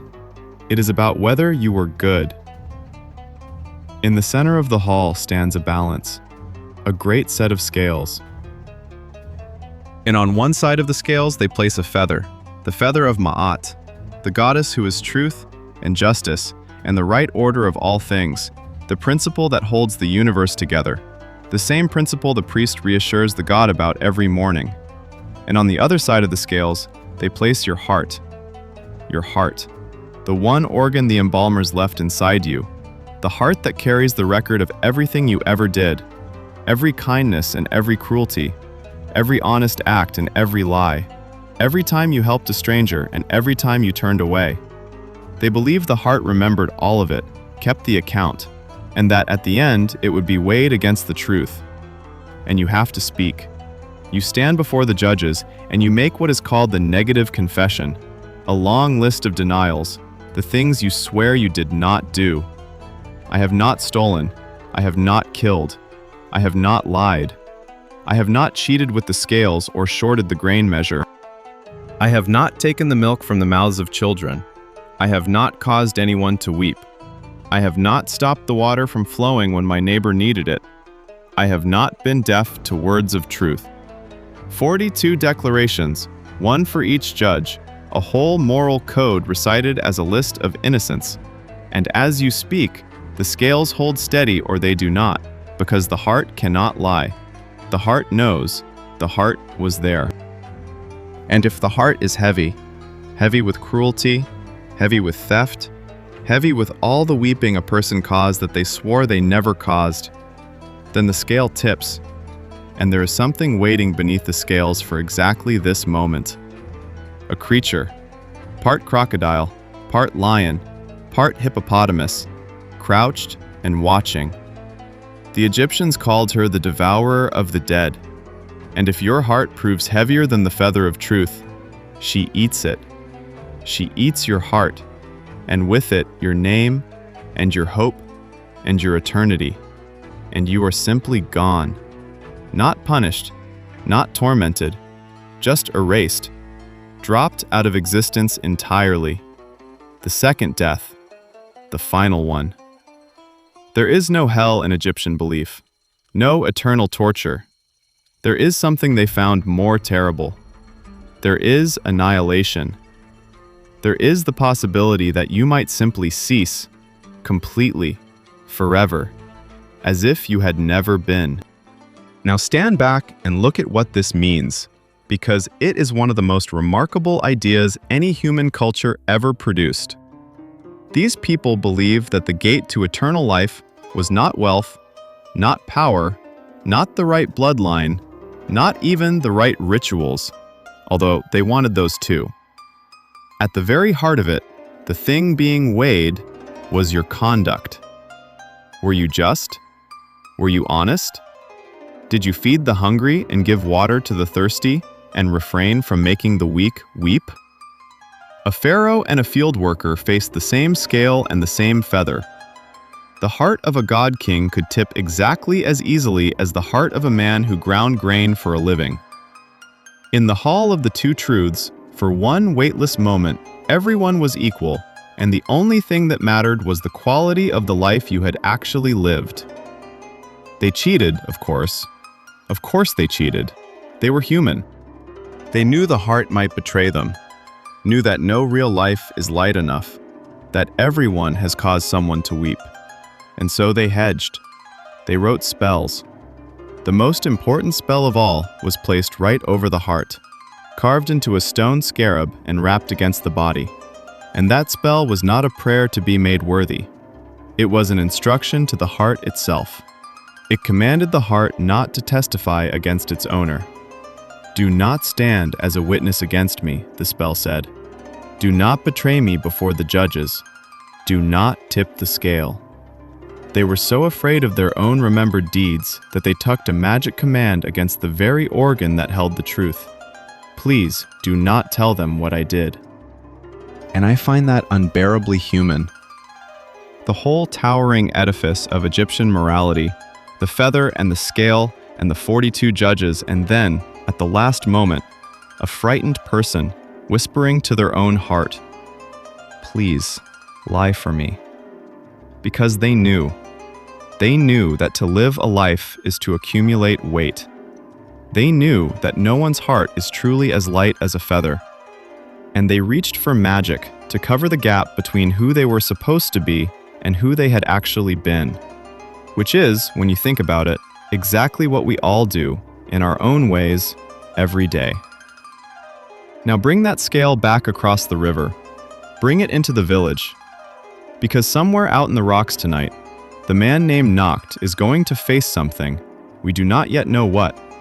And if the whispers are true, If his hand reached into a king's tomb and closed around gold that was meant for a dead god, then his heart just got heavier. Theft from the dead, the mouths of the hungry. He has put weight on his own scale that he cannot ever take off. And Nebra, quiet, careful, sleepless Nebra, the man with the steady hand and the secret he will not speak. What is on his scale right now? He has not stolen, he has not killed, but the negative confession has a line in it that he cannot honestly say. I have not been deaf to words of truth. I have not turned my face away.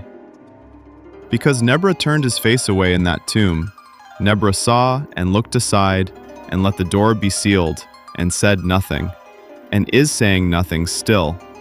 And in the cold logic of the scale, that silence has a weight too. To know the truth and bury it. To let a wrong stand because the right thing is too dangerous. The Egyptians had a word for the order of the world, ma'at, truth and justice and balance. And they believed that every act of silence in the face of wrong was a small wound in it. So the question is no longer only what happened to Nacht. The question, the deeper question, the one that has been hiding underneath this whole day, is this. When the scale comes for Nebra, and it comes for everyone, what will his silence weigh? He is thinking about it right now. Up in the valley, in the failing afternoon light, kneeling before a wall full of these very images, the scale, the feather, the devourer crouched and waiting, painting them as he has painted them 1,000 times for 1,000 dead. Only today, he cannot look at them the same way. Today, they are looking back. The light is going gold now. The workday is ending. The men are setting down their tools and gathering their things and beginning to think about the climb home. And it is on that climb, in the long shadows of the dying afternoon, that this day is finally going to crack open. Because someone is waiting on the path, and it is not who anyone expects. The boy Pen is waiting where the trail narrows between two boulders in a slice of shadow, and when Nebra comes down alone, he is hung back the way he always hangs back to be the last man off the mountain. The boy steps out in front of him and stops him, and his face is the face from this morning, the terror, except now it is not hidden. Now it is all the way out in the open, and his hands are shaking, and he is so young, Nebra thinks. He is so very young. You saw, Pen says. It is not a question. Last night, in the deep room, you saw him. Nebra says nothing. 30 years of saying nothing have made him very good at it. But the boy is past caring about the rules now. The boy has clearly not slept either. The boy has been carrying this all day the same as Nebra has, and it comes pouring out of him in a low, fast, broken voice, there in the shadow of the rocks, with the last of the sunlight bleeding gold across the cliffs above them. And this is where the day cracks open. This is where we finally learn what we have been circling since before the sun came up. Nacht did not steal for gold. I mean, he stole gold, yes. The boy Pen helped him. That is the weight Pen has been carrying. That is the terror on his face. He was there. He held the lamp. He kept watch. But the reason? The reason is not what anyone in the village is whispering. Nacht did not reach into a king's tomb because he was greedy or in debt or planning to run away and live rich somewhere downriver. Nacht reached into a king's tomb because of a small grave in the sand behind his house. His daughter died this season. She was 4 years old. She was one of the 1 in 3, taken by a fever in the night the way they are always taken, fast, while the household gods watched from the wall and did nothing. And Nacht and his wife did what their poverty allowed, which was almost nothing. There was no beautiful house for a stonecutter's child. No 70 days. No salt drawn slow through 40 patient mornings. No hundreds of yards of linen. No amulet over the heart. No painted mask so the soul could find its way home. There was a small wrapping done with their own hands, and a few cheap charms, and a grave dug in the sand, and a prayer. And underneath the prayer, the thing that no parent in this world can bear, the cold mathematics of the second death. Because a child buried poor, with no preserved body and no endowed offerings, and no one rich enough to keep her name spoken after the parents themselves are gone, that child is not safe in eternity. That child is exposed. That child can fade. That child can be devoured, not by the monster beneath the scales, but by the simpler monster of time and poverty and forgetting. Nock spent his entire life building eternity. With his own hands, he carved the corridors and chambers where kings would live forever, surrounded by gold, protected by 10,000 spells, their names cut so deep into stone that the gods themselves could not fail to read them. Every day he descended into the dark and built paradise for a man he had never met. And he came home each night to a small grave in the sand that held everything he loved, and he could not give his own daughter even the smallest fraction of what he gave a stranger, because that stranger wore a crown. So one night, in the chaos of the final ceiling, with the king's gold piled high and uncounted, with eternity itself stacked in glittering heaps that no living eye would ever see again, one night, a father knelt in the deepest room, and he took a little. Not much. A few small things, a handful of what was there, a sliver off the infinite. Enough to buy his dead daughter what a king got for free. Enough to pay the embalmers to do for her, even late, even partly, what should have been done. Enough to buy her amulets and a proper coffin and offerings that would not run out. And most of all, enough to buy her name a place that would endure, to lift her, his ordinary poor beloved child, up out of the reach of the second death and into the eternity he had spent his whole life building for everyone but her. He stole heaven from a king to give it to his daughter. And Nebra, standing in the shadow of the rocks with the boy weeping in front of him, understands now why his own hand shook this morning. Because the thing he saw last night, the thing he has been treating as a danger to himself, a problem to be managed, a secret to be feared, the thing he saw was not a fief. The thing he saw was a father on his knees, doing the only thing love had left him to do, in the one place on earth where a poor man could lay his hands on enough eternity to matter. And here is the part that the boy can barely get out, the part that turns the whole day from a mystery into a grief. It did not work. The Magi were watching, the way the Magi are always watching, the outsiders with no cousins and no mercy. They saw Noct come down the mountain a little behind the others. They saw something in how he walked, and on the path, in the dark, they stopped him, and they searched him, and they found it. The small gold of a dead king tucked against the body of a living man, and they took him. He is not lying drunk in a ditch. He is not run off down river. He is not free. He is being held, right now, somewhere out beyond the village, by the men whose entire purpose is to keep the secret of the valley and to make examples of anyone who breaks it. And the punishment for what Noct has done, robbing a royal tomb, laying hands on the eternal property of a god king, is not a beating, and not a fine, and not exile. It is death. And it is worse than death, in the only terms that matter to these people. A tomb robber, when he is caught and tried and condemned, is not merely executed, he is denied. His own body will not be preserved. His own name will be struck from every record it can be struck from. He will be flung into the same oblivion he stole from, given over to the second death, the final death, the erasure, the thing every Egyptian fears more than any pain. Noct reached into eternity to save his daughter from being forgotten, and in doing so, he has guaranteed that he himself will be forgotten utterly, dropped out of existence, his soul devoured not by the monster beneath the scales, but by the cold machinery of the very state he served. He traded his eternity for hers. He just did not know, when he knelt in that dark room, that those were the terms. Or maybe he did know. Maybe he knew exactly, and did it anyway. Maybe that is what it means to be a father in a world like this. You build eternity for kings all your life, and when your own child needs it, you reach into the dark and you take it, and you pay for it with your own immortal soul. and you call it a fair trade, because what else is a soul for? The boy Pen is on his knees now in the dust of the path, and he is asking Nebra the only question left. The question that has been the real question all along, underneath the mystery, underneath the fear. He helped. He held the lamp.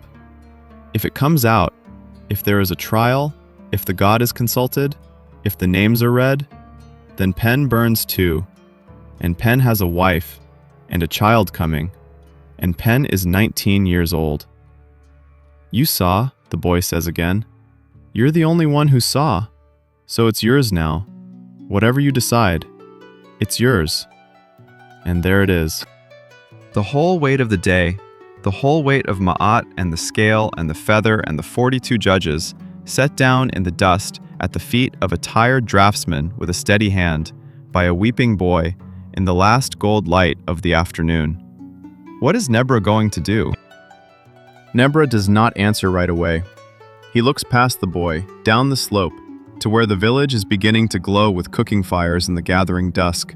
Small, warm lights coming on one by one in the blue, each one a family, each one a story he will never fully know, each one balanced on the same knife edge between the black land and the red, between the harvest and the famine, between being remembered and being erased. And he understands, standing there, that the choice in front of him is not the choice he thought it was. He cannot save Nacht. That is already decided, out there in the dark, in the hands of men who do not bend. The gold was found on the body. There is no version of this day where Nacht walks home. To imagine otherwise is a child's dream, and Nebra is not a child. Whatever Nebra does or does not say, Nacht is going to die the second death, and there is nothing, not silence, not confession, not the god's own boat, that can pull him back from it now. So the choice is smaller than that, and crueler, and it is this. Does Nebra let the fire spread? Does he let what happened to Nacht reach out and take the boy too, and the boy's wife, and the child not yet born, because the rules say it should, because Ma'at says the truth must be spoken, because the negative confession will one day ask him whether he was deaf to words of truth, and he will have to answer? Or does he do the thing he has done his whole life, the thing this village taught him in the cradle, the thing that made damn his own heart on the scale? Does he look away, one more time, and bury the truth, and let the boy live? He thinks about the feather. He really does. He thinks about his own heart on the scale, and the line he will not be able to honestly say, and the magic he will have to whisper to his own heart at the end. Please, do not betray me. And he knows that this is exactly the kind of moment that magic was made to cover. The gap between the rule and the love. The space where being good and being kind pull in opposite directions, and a person has to choose, and live with it, and carry the weight of it onto the scale. And he chooses the boy. He reaches down, and he lifts Pen up out of the dust by the arm, and he says, quietly, the way you say the most important things, that the boy was never on the mountain last night, that the boy held no lamp, that whatever the boy thinks he saw nothing, and he will say nothing, not to the foreman, not to the god, not to his own wife in the dark, not ever, because the dead are dead, and the living have to go on living, and one ruined family is a tragedy, and two is just a waste. He tells the boy to go home, to kiss his wife, to put his hand on her belly and feel the child move, and remember that this is the only eternity any of them can be sure of. The next breath, the next morning, the warm light in the window. And the boy goes, stumbling, weeping, but he goes, down the slope into the blue, into one of those small, warm lights. And Nebra watches him go, and feels his own heart settle a little heavier in his chest, and does not regret it. But he does one more thing, and this is the thing I want you to remember, after everything else fades. This is the small, quiet, defiant act that the whole day has been building toward. Nebra makes himself a promise about the child, about Nocht's daughter, the 4-year-old in the shallow grave, the one this entire catastrophe was for. Because Nocht's gamble failed, the gold is confiscated, the embalming will never be paid for, the child will get none of the eternity her father died trying to buy her. And the cruelest part, the part that would make the whole sacrifice meaningless, is that she will now be forgotten, exactly as if her father had never knelt in that dark room at all. 2 souls lost instead of 1. The theft for nothing. Unless someone remembers her name. And Nebra is a draftsman. Nebra is one of the few men in all of Egypt whose hands can make a name permanent. He cannot give the child a coffin, or amulets, or 70 days in the beautiful house. But he can do the one thing that matters most, the thing that, in the end, all the gold and linen and ritual is only a means toward. He can carve her name, somewhere safe, somewhere quiet, somewhere it will last, on a chip of limestone, on the wall of a little family chapel, on anything stone and lasting. He can cut the small signs that spell a 4-year-old's name, and beneath it, the words the Egyptians used to keep their dead alive across the centuries, an offering of bread and beer, of all good things, for her spirit. Because they believed, and maybe they were right in the only way that matters, that to speak the name of the dead is to make them live again, that a name said aloud is a kind of breath, that so long as one person, anywhere, knows your name and says it, you are not truly gone. He will give her that. Not eternity among the gods, that is beyond his power. But this, a name that endures past her parents, past himself, a small, stubborn mark against the dark. He cannot save her father. He could not even let himself save her father. But he can refuse, with his own hands, to let her be erased. He can make the theft mean something after all.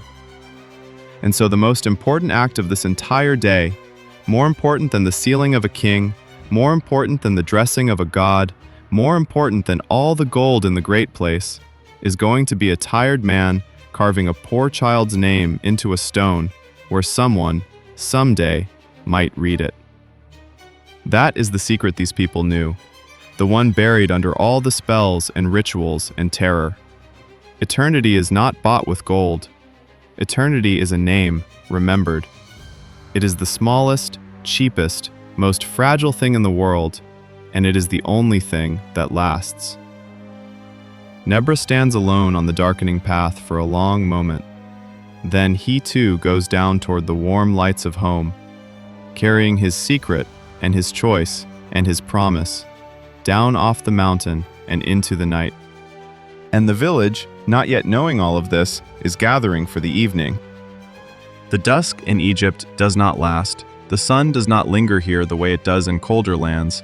It drops, fast and red, toward the western cliffs, toward the land of the dead, toward the secret valley, toward the small grave in the sand, and the whole sky goes the color of a coal, and the heat of the day lifts off the stone in a long exhale, and for a little while, in the cool blue interval between the killing sun and the cold stars, the village comes alive in the way it loves best. They light fires, they cook. The smell of grilling fish and baking bread and roasting onions drifts down the lanes. Beer is poured, and they drink a great deal of it, these people. Beer thick and nourishing, more food than drink, the daily bread of the working world. And on a night like this, they drink it freely. Children who have been kept inside against the heat spill back out into the streets. Someone, somewhere, begins to play. A harp, a flute, a hand drum, a voice. Because the Egyptians love music the way they love the river, as something life simply could not do without. And their songs ran the whole range of the human heart, from raucous drinking songs to love songs so tender they could have been written yesterday, to other songs, stranger songs, that we will come to in a moment. And on certain nights, and let us make this one of them, because it is true to who they were, The living go to sit with their dead. There were festivals in this world when the boundary between the living and the dead was understood to thin almost to nothing. When families would carry food and drink and flowers across the river to the western shore, to the very doorsteps of the tombs. And there they would feast, not in mourning, in celebration. They would sit on the ground beside the resting places of their grandparents and their lost children, and they would eat and drink the strong beer and play music and talk to the dead, out loud, as though they were simply guests who had stepped into another room. They believed the dead could hear. They believed the spirit, the Ba, came out on such nights to share the meal, to be among its people again, to be remembered and fed and loved. It was the warmest idea of death any culture ever had. Not a final separation, but a long-distance relationship, kept alive by visits and meals and the saying of names. Picture it. A warm night on the edge of the desert. Lamps flickering at the mouths of the tombs. Whole families gathered on the ground among their dead, laughing, weeping, drinking, singing, the children falling asleep in the laps of grandmothers who are themselves sitting on the threshold of the grandmothers who came before. The living and the dead at one table, separated only by a thin and lovingly tended veil. That was their answer to the thing that terrifies all of us. Not denial, not despair. A picnic with the people you have lost, on the assumption that you have not really lost them at all, only sent them ahead, and that they are listening, and that they are glad you came. And at such gatherings there was a kind of song they sang that has survived, and it is unlike anything you would expect from a people so obsessed with eternity. It is sung in the voice of a harper, an old blind singer at the feast, and in it, gently, beautifully, with a kind of unbearable tenderness, the singer says the unsayable. He says, "The great ones who built their tombs, where are they now? Their walls have fallen, their places are gone. It is as if they had never been. No one comes back from over there to tell us how they fare, to set our hearts at ease, until we ourselves go to the place where they have gone." So, the harper says, and here is the turn, here is the heresy hiding inside the holiest of cultures. So, while you are here, follow your heart. Be glad, wear fine linen, anoint yourself with sweet oil, spend your day in happiness. Do not let your heart grow weary, for no one takes their things with them, and no one who has gone has ever come back. Do you hear what that is? In the middle of this civilization, the civilization of the 70 days and the weighed heart and the gold-filled tombs, the people who spent their entire lives and the bulk of their wealth preparing for an afterlife they were certain was real. There was also this, a quiet voice at the feast, singing that maybe, none of it can be known, that the tombs fall, that no one comes back, that perhaps the only certain paradise is this one, this night, this beer, this music, these people you love who are still warm and breathing beside you. Eat, drink, love, the harper says, because tomorrow is a country no traveler has ever sent a letter home from. They held both. That is what astonishes me. They held the towering certainty of eternal life and the quiet, whispered doubt of the harper's song, at the same time, at the same feast, in the same hearts.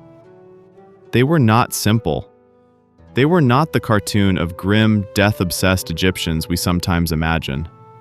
They were people standing exactly where we stand, looking into exactly the same darkness, hoping with all their strength that it was a door and not a wall, and admitting in their bravest and most honest moments that they could not be sure, and then choosing anyway to love the life in front of them, to make merry, to say the names, to come to the feast.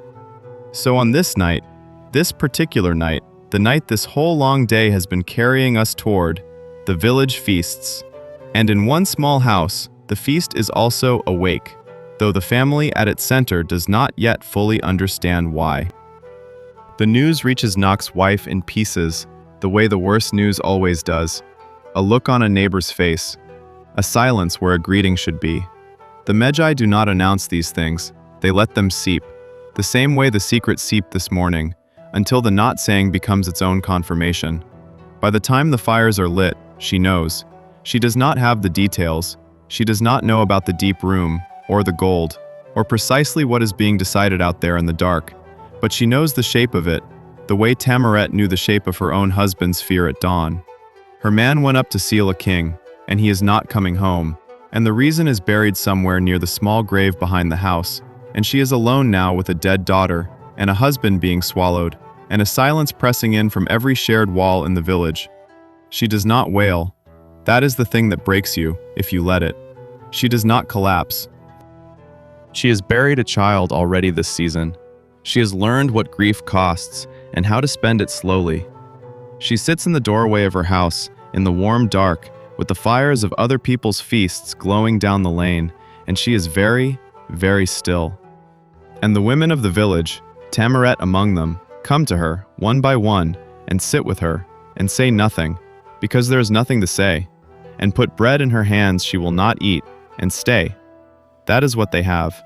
That is the whole of what anyone has ever had against this. Each other, and the staying.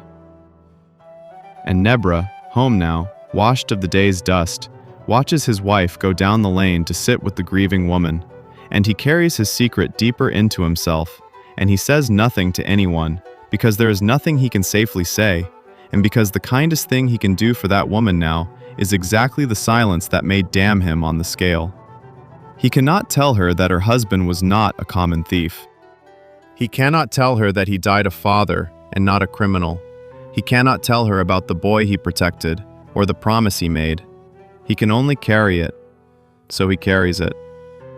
But later, much later, when the fires have burned down, when the feast has ended, when the village has fallen into the heavy sleep of beer and grief and the long day, Nebra gets up quietly in the dark, and he takes a small lamp and a chisel and a flake of fine pale limestone, and he goes out alone into the night.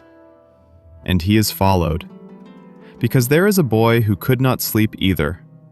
Cons, 8 years old, who has felt all day the wrongness in the world that no one would explain to him, who heard the name knocked and remembered the dates pulled from behind his ear, who drew a small figure walking away over a hill and scrubbed it out before the teacher saw. Cons wakes when his father rises and follows, the way children follow, silent and unseen, out into the cool starlit dark. And he watches his father kneel in the lamplight beside the wall of a small family chapel and begin, very carefully, with the steadiest hand in all of Egypt, to carve. He cannot read it all yet. He's only 8. He's still learning his signs, the ones he hates. But he knows enough now to make out that it is a name, a small name, a child's name. And beneath it, the old words, the offering words, the bread and the beer, and all good things for the spirit of the one named here. He watches his father say the name aloud, once, quietly, into the dark, giving it breath, giving it life. And he does not understand what he is seeing, not really, not tonight. But he will remember it. That is the thing. He will carry the image of his father, alone in the lamplight, carving a dead child's name into stone in the middle of the night, for the rest of his own life. He will not understand it for years. And then one day, when he is grown, when he has buried people of his own, he will understand it completely, all at once, and it will be the most important thing his father ever taught him. More important than any sign in any lesson, more important than the whole secret trade. He will learn, from a night he was never meant to witness, what a name is for. And someday, he will teach it to his own son, and the name of a 4-year-old girl who got no coffin and no amulets and no 70 days, whose father traded his soul for an eternity she never received. That name will travel, quietly, secretly, down the generations, kept alive by the very thing it was nearly destroyed for, by memory, by the saying of it, by a chain of people choosing, each in their turn, not to let her go. That is how you cheat the second death. Not with gold, with this. Now look up, because the night sky over Egypt is not the dim, washed-out smear we see from our lit-up modern world. It is the real thing, the old thing, the sky these people actually lived under.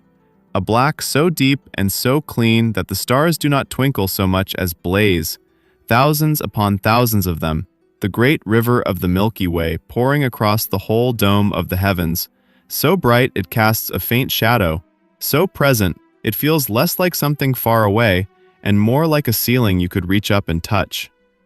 And to the Egyptians, the night sky was not empty. It was the most crowded and dangerous and meaningful place in their entire cosmos.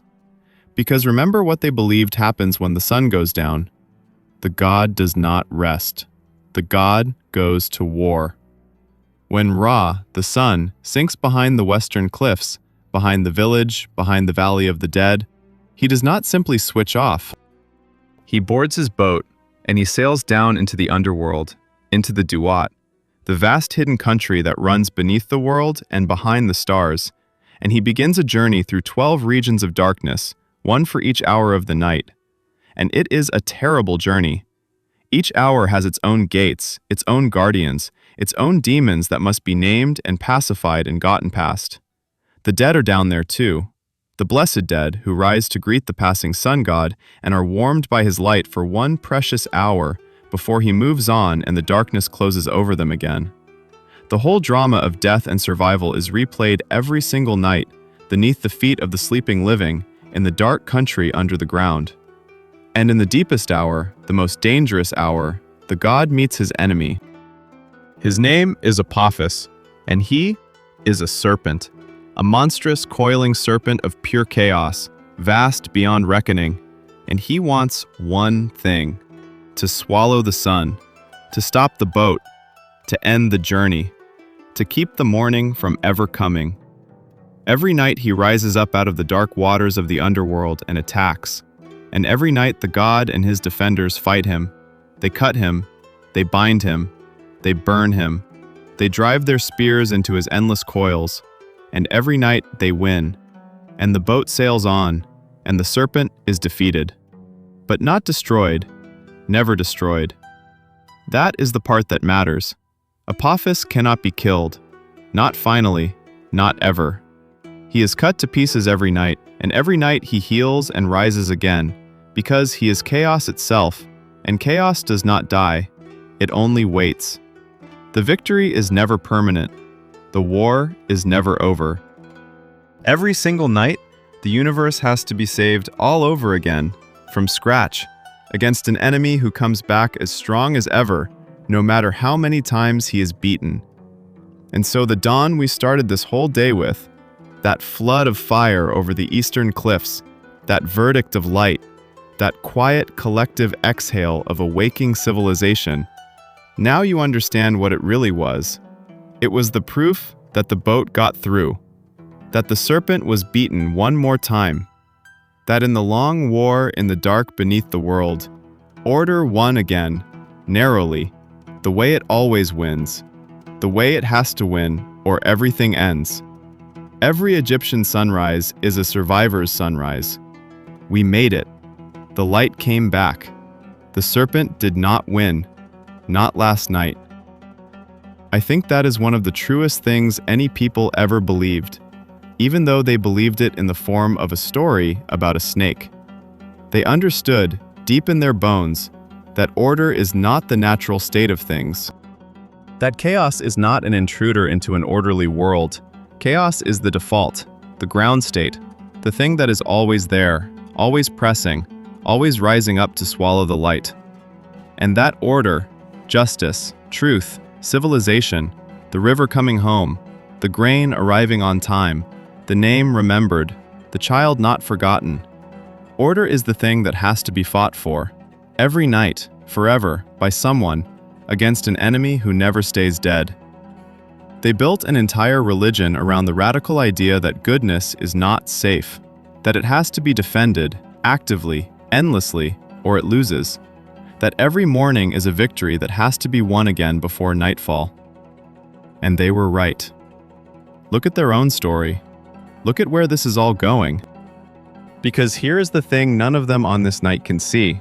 Not Nabra, not the grieving wife, not the foreman, not the priest across the river, not the boy asleep now with the image of his father's lamp burned behind his eyes. They are living near the top of the curve. They believe, the way people at the top of every curve believe, that this is simply how the world is and how it will always be.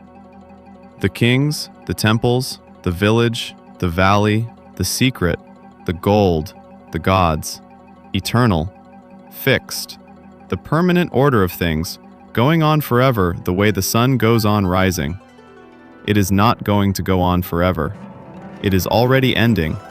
They just cannot feel it yet. Remember the temple across the river? Growing rich. The priesthood swelling with land and grain and gold until it could rival the throne itself? Remember the rations arriving late, the hungry men walking off the job, the first strike in human history. Those are not random troubles. Those are the early tremors of a long, slow collapse. The wealth is concentrating in the wrong places. The center is weakening. The kings are getting smaller, the priests larger, the harvests less reliable, the borders more troubled, the gold thinner on the ground. And as the order phrase, the thing it was holding back begins to rise. The serpent, chaos, the default state, pressing up through every crack. And do you know how we can see it most clearly? The proof that the end was coming? Through the tombs. Through the very tombs these men spent their lives building and guarding and dying to protect. Because within a few generations of this night, within the lifetime of that sleeping boy's grandchildren, the tomb robberies will no longer be the work of a single desperate father stealing a sliver of gold to bury his child. They will become organized, systematic, vast. Gangs of robbers, sometimes with officials and priests, and even the very guards looking the other way or sharing in the loot, will tear through the secret valley and gut it. They will smash into the sealed doors. They will rip the kings out of their coffins, unwrap the bodies in the dark, tear the gold from the very bones, melt down eternity and sell it by weight. The place of truth will become the place the robbers come from. The secret keeper's own descendants will be among the thieves. And it will get so bad, the looting so total, the valley so unsafe, that the priests will eventually have to do something almost unimaginably sad. They will go into the tombs themselves, gather up the violated bodies of the great kings, rewrap them as best they can, and hide them. Not in their glorious eternal homes, but jumbled together in secret caches, anonymous holes in the cliffs, kings stacked like firewood, hidden not to honor them, but simply to keep what was left of them from being destroyed entirely. Every fear that haunted this civilization came true. The tombs were robbed, exactly like the pyramids before them, exactly like they always feared. The bodies were violated, the gold was stolen, the eternal homes were emptied. The place of truth was abandoned, the village left to the sand, the doors that men died to seal, hanging open to the wind. The whole magnificent machinery of Egyptian eternity, the 70 days and the weighed hearts and the secret valley and the 10,000 spells, it failed. It failed the way they were terrified it would fail. The serpent, in the end, got through. And yet you know their names, some of them. You have seen the gold mask of a boy king who was so minor, so quickly forgotten, that the robbers somehow overlooked his small tomb, and so, by pure accident, by being unimportant enough to be missed, he became the most famous of them all. You have stood in museums and looked into the painted face of a wrapped body, and felt something move in you across 3,000 years and the width of the entire world. The eternity they tried to buy with gold did not work, but a different eternity, one they barely dared to hope for, came true in a way they could never have predicted. We remember them. Not because of the gold. Most of the gold is gone, melted and scattered and lost. We remember them because of the scraps, the broken pottery, the doodles in the margins, the complaint about the lazy coworker, The note that says, "Come home, I miss you." The strike that began with hungry men saying, "We have value." The school tablet where a bored boy drew his teacher with a comically large nose. The records of the trials, the lists of the accused, the names of thieves written down by clerks who only meant to condemn them, and instead, by writing them down, kept them alive forever. The things they scribbled and threw away outlasted the things they built to last. The forgotten were remembered. The erased were preserved. The second death, the one they feared above all others, for an astonishing number of them, against all odds, it simply did not come.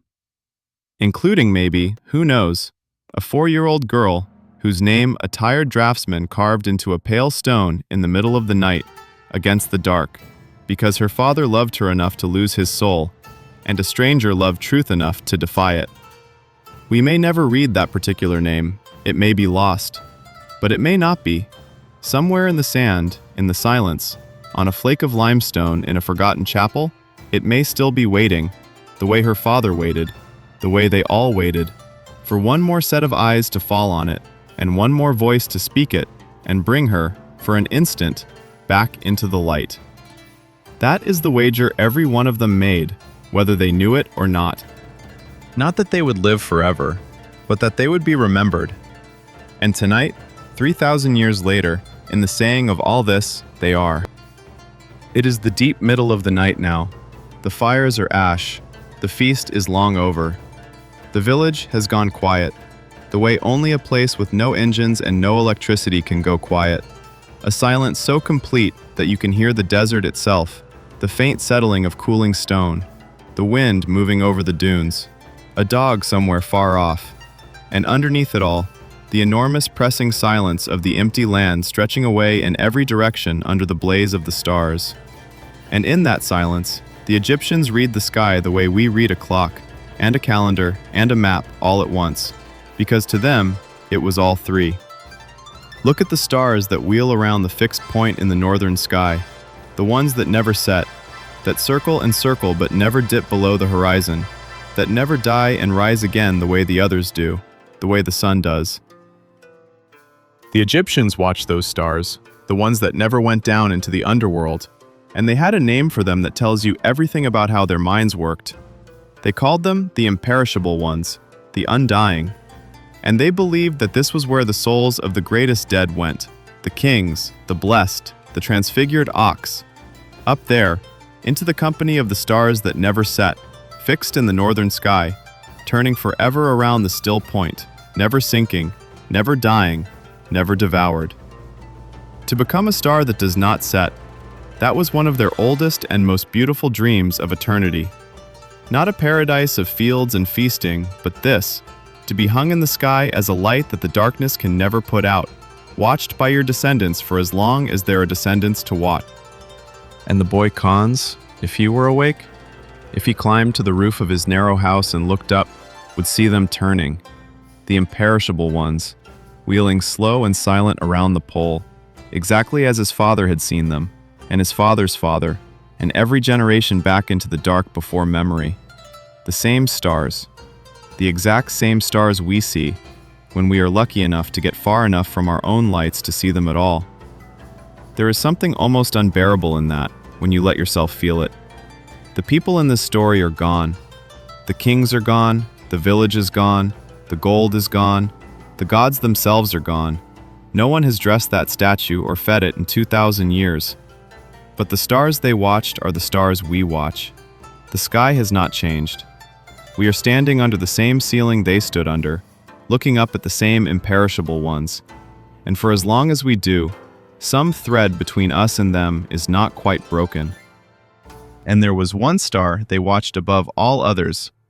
Low in the eastern sky, before dawn, at a certain time of year, after weeks of being invisible, lost in the glare of the sun, one brilliant star would rise again, just ahead of the dawn, for the first time in 70 days. They called her Sopdet. Later peoples would call her Sirius, the brightest star in the whole sky. And her return, her first reappearance before the morning sun, was the most important event in the Egyptian year, because it came at almost exactly the moment the Nile began to rise. The flood, the inundation, the black mud, the life, the harvest, the survival of everything. The star rose and the river answered, and the year began again. They built their entire calendar on her. They timed their lives by a single star climbing back out of the dark after 70 days of absence. 70 days, the same span the embalmers used to bring a body back from the dead. And you have to wonder whether they felt the rhyme of it, the star that died and was reborn after 70 days, the body that was made eternal in 70 days, the river that returned, the sun that returned, the whole universe organized around the deep, consoling, hard-won faith that what goes down into the dark comes back.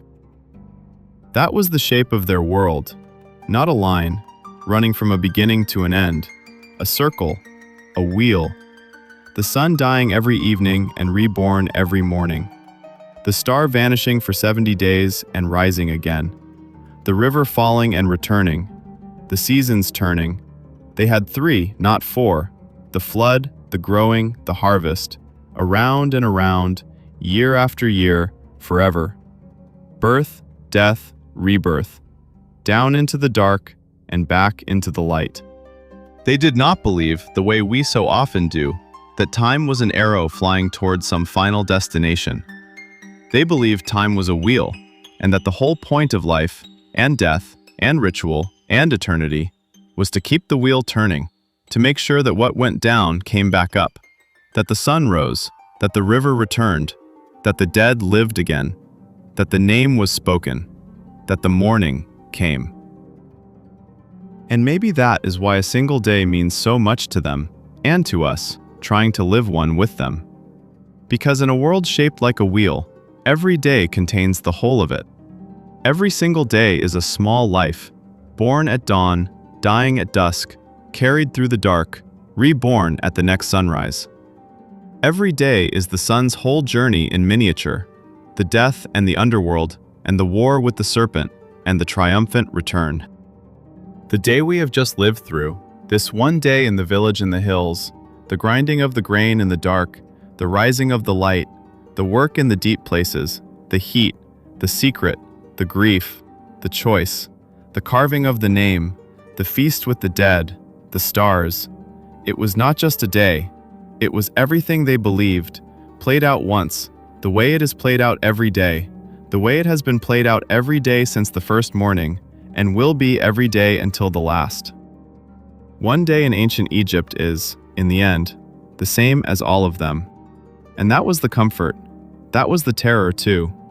That nothing was ever truly new, and nothing was ever truly over, and you were one small turn of an immense and ancient wheel that had been turning long before you and would turn long after, unless someone, somewhere, remembered your particular name and lifted you, for a moment, out of the turning and held you still in the light and said, "You, I remember you.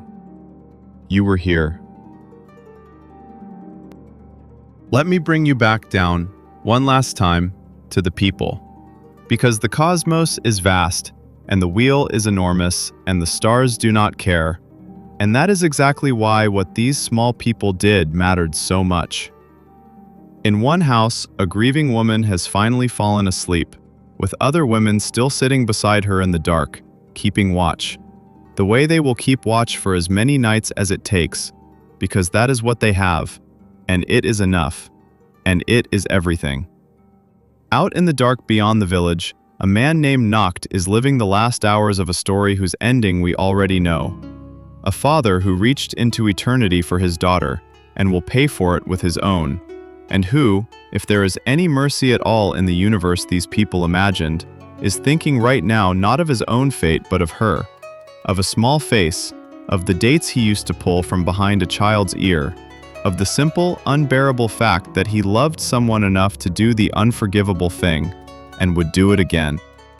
In another house, a boy named Khan sleeps with the image of his father's lamp burning quietly behind his eyes, not understanding yet that he has just been given the most important inheritance of his life. Not a trade, not a skill, but a knowledge of what a name is for, and a memory he will carry forward through the years and hand someday to a child of his own. The chain has already begun. The remembering has already started.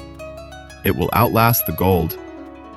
And in the front room of a narrow house pressed wall to wall against its neighbors, a draftsman named Nebra lies awake again, the way he lay awake last night, staring up at a ceiling he himself painted, carrying his secret and his silence and his choice. Only tonight, it is different. Tonight, the weight in his chest is not only fear. Tonight, there is something underneath the fear that was not there before. Something that might, on the scale, in the end, count for as much as the silence counts against him. Because today he looked away from a wrong, yes, but he also reached down and lifted a frightened boy out of the dust and gave him back his life. And he carved a forgotten child's name into a stone where time might not reach it. And he chose, in the one small arena where he had any power at all, the harder mercy over the easier rule. He does not know how the scale will weigh it. No one ever knows. That is the deal. You make your choices in the dark, not knowing their weight, and you carry them, and you hope that love counts for something against the feather of truth, and you whisper to your own heart at the end, please, and then you let go, and you trust the morning to come. His wife, Tamarit, comes home at last from sitting with the grieving woman, and lies down beside him in the dark, and feels that he is awake, and does not ask. She has learned, in a marriage spent in this village of secrets, when not to ask. She simply puts her hand on his chest, over the heart that will one day be weighed, and leaves it there. And whatever he cannot say, that hand says back to him, I am here. You are not alone with it. Whatever it is, we carry it together. The way we carry everything. The way these people always carried everything. Not by escaping the weight, but by sharing it, by staying, by lying down side by side in the dark and waiting, together, for the light. And outside, the wheel keeps turning. The imperishable stars wheel slow around the pole. Far down beneath the world, in the deepest hour, the boat of the sun reaches the place where the serpent waits, and the old war is fought once more, unseen, beneath the sleeping village, beneath the secret valley, beneath the small grave in the sand, and the freshly carved name, and the king sealed forever in his violated, doomed, magnificent eternity. The spears go in, the serpent falls, the boat sails on. The morning somewhere beyond the eastern cliffs begins, very faintly, to gather itself to return. And then it comes back, the way it always comes back, the way they prayed it always would. First the bruise of violet over the eastern cliffs, then the thin wound of red, and then the sun heaves itself once more over the edge of the world, and the desert turns to fire, and the light floods the valley, and a god has survived the night again, and a civilization, without quite noticing it does so, exhales. The boat got through. The serpent did not win. We made it. One more day. Somewhere, a woman is already on her knees in the half-dark, pushing a stone across a stone, grinding the grain that will become the bread that will feed the people who will live this day and the next and the next. Swallowing the grit, wearing down her teeth, holding up her small corner of the wheel.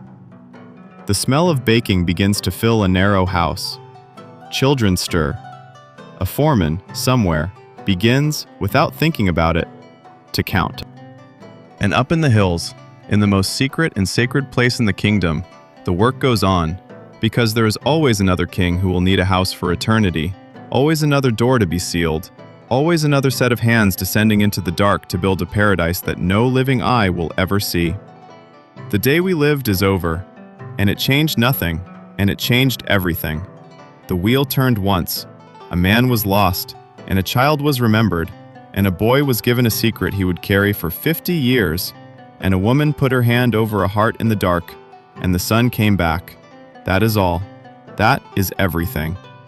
That is what a day was here, 3,000 years ago, in a place they called the place of truth, a place full of secrets, a place full of fear, a place full also of an almost incomprehensible tenderness, of people who ground their teeth to dust to feed their children, who carved beauty into darkness for strangers, who feasted with their dead and sang that the dead never come back, who built eternity with their hands and could not afford it for their own, and who understood, better than almost anyone who came after them, that the only thing that truly outlasts gold and stone and kings is a name, spoken by someone who loved you into the dark. They are all gone now, every one of them. Nebra with his steady hand and his heavy heart. Tamaret on her knees in the dark. The boy Khans and the children he taught, and the children they taught. The whole long chain of them. The grieving woman, the lost father, the foreman who counted, the priest who dressed the god. The kings in their tombs, dragged out and unwrapped and scattered. The village swallowed by the sand. The gods themselves, unworshipped, unfed, fallen silent 2,000 years ago. The serpent won in the end. The order they fought to keep every night came apart. The wheel that was supposed to turn forever slowed and stopped, and the great civilization sank back down into the dark and did not rise the next morning. And yet here we are, speaking of them, saying in our way the words they spent their whole lives hoping someone would someday say, that they were here, that they were real, that a father loved a daughter enough to lose his soul, and a stranger loved the truth enough to defy it, and a tired man carved a name into a stone against the dark, and that name, whether or not we will ever read it, is still out there, somewhere, in the silence, waiting, the way they all waited, for one more set of eyes, one more voice, one more morning. We gave them that this time. We came to the feast. We said the names. For the length of a single remembered day, the imperishable ones turned a little brighter, and the second death was held off one more time, and people who have been gone for 3,000 years were, for a moment, not gone at all.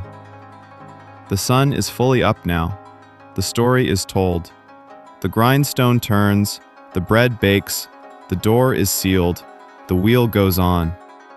And this was one of history's last chapters, closed gently now and set back on the shelf, with the lamp turned low and the name still warm in the stone.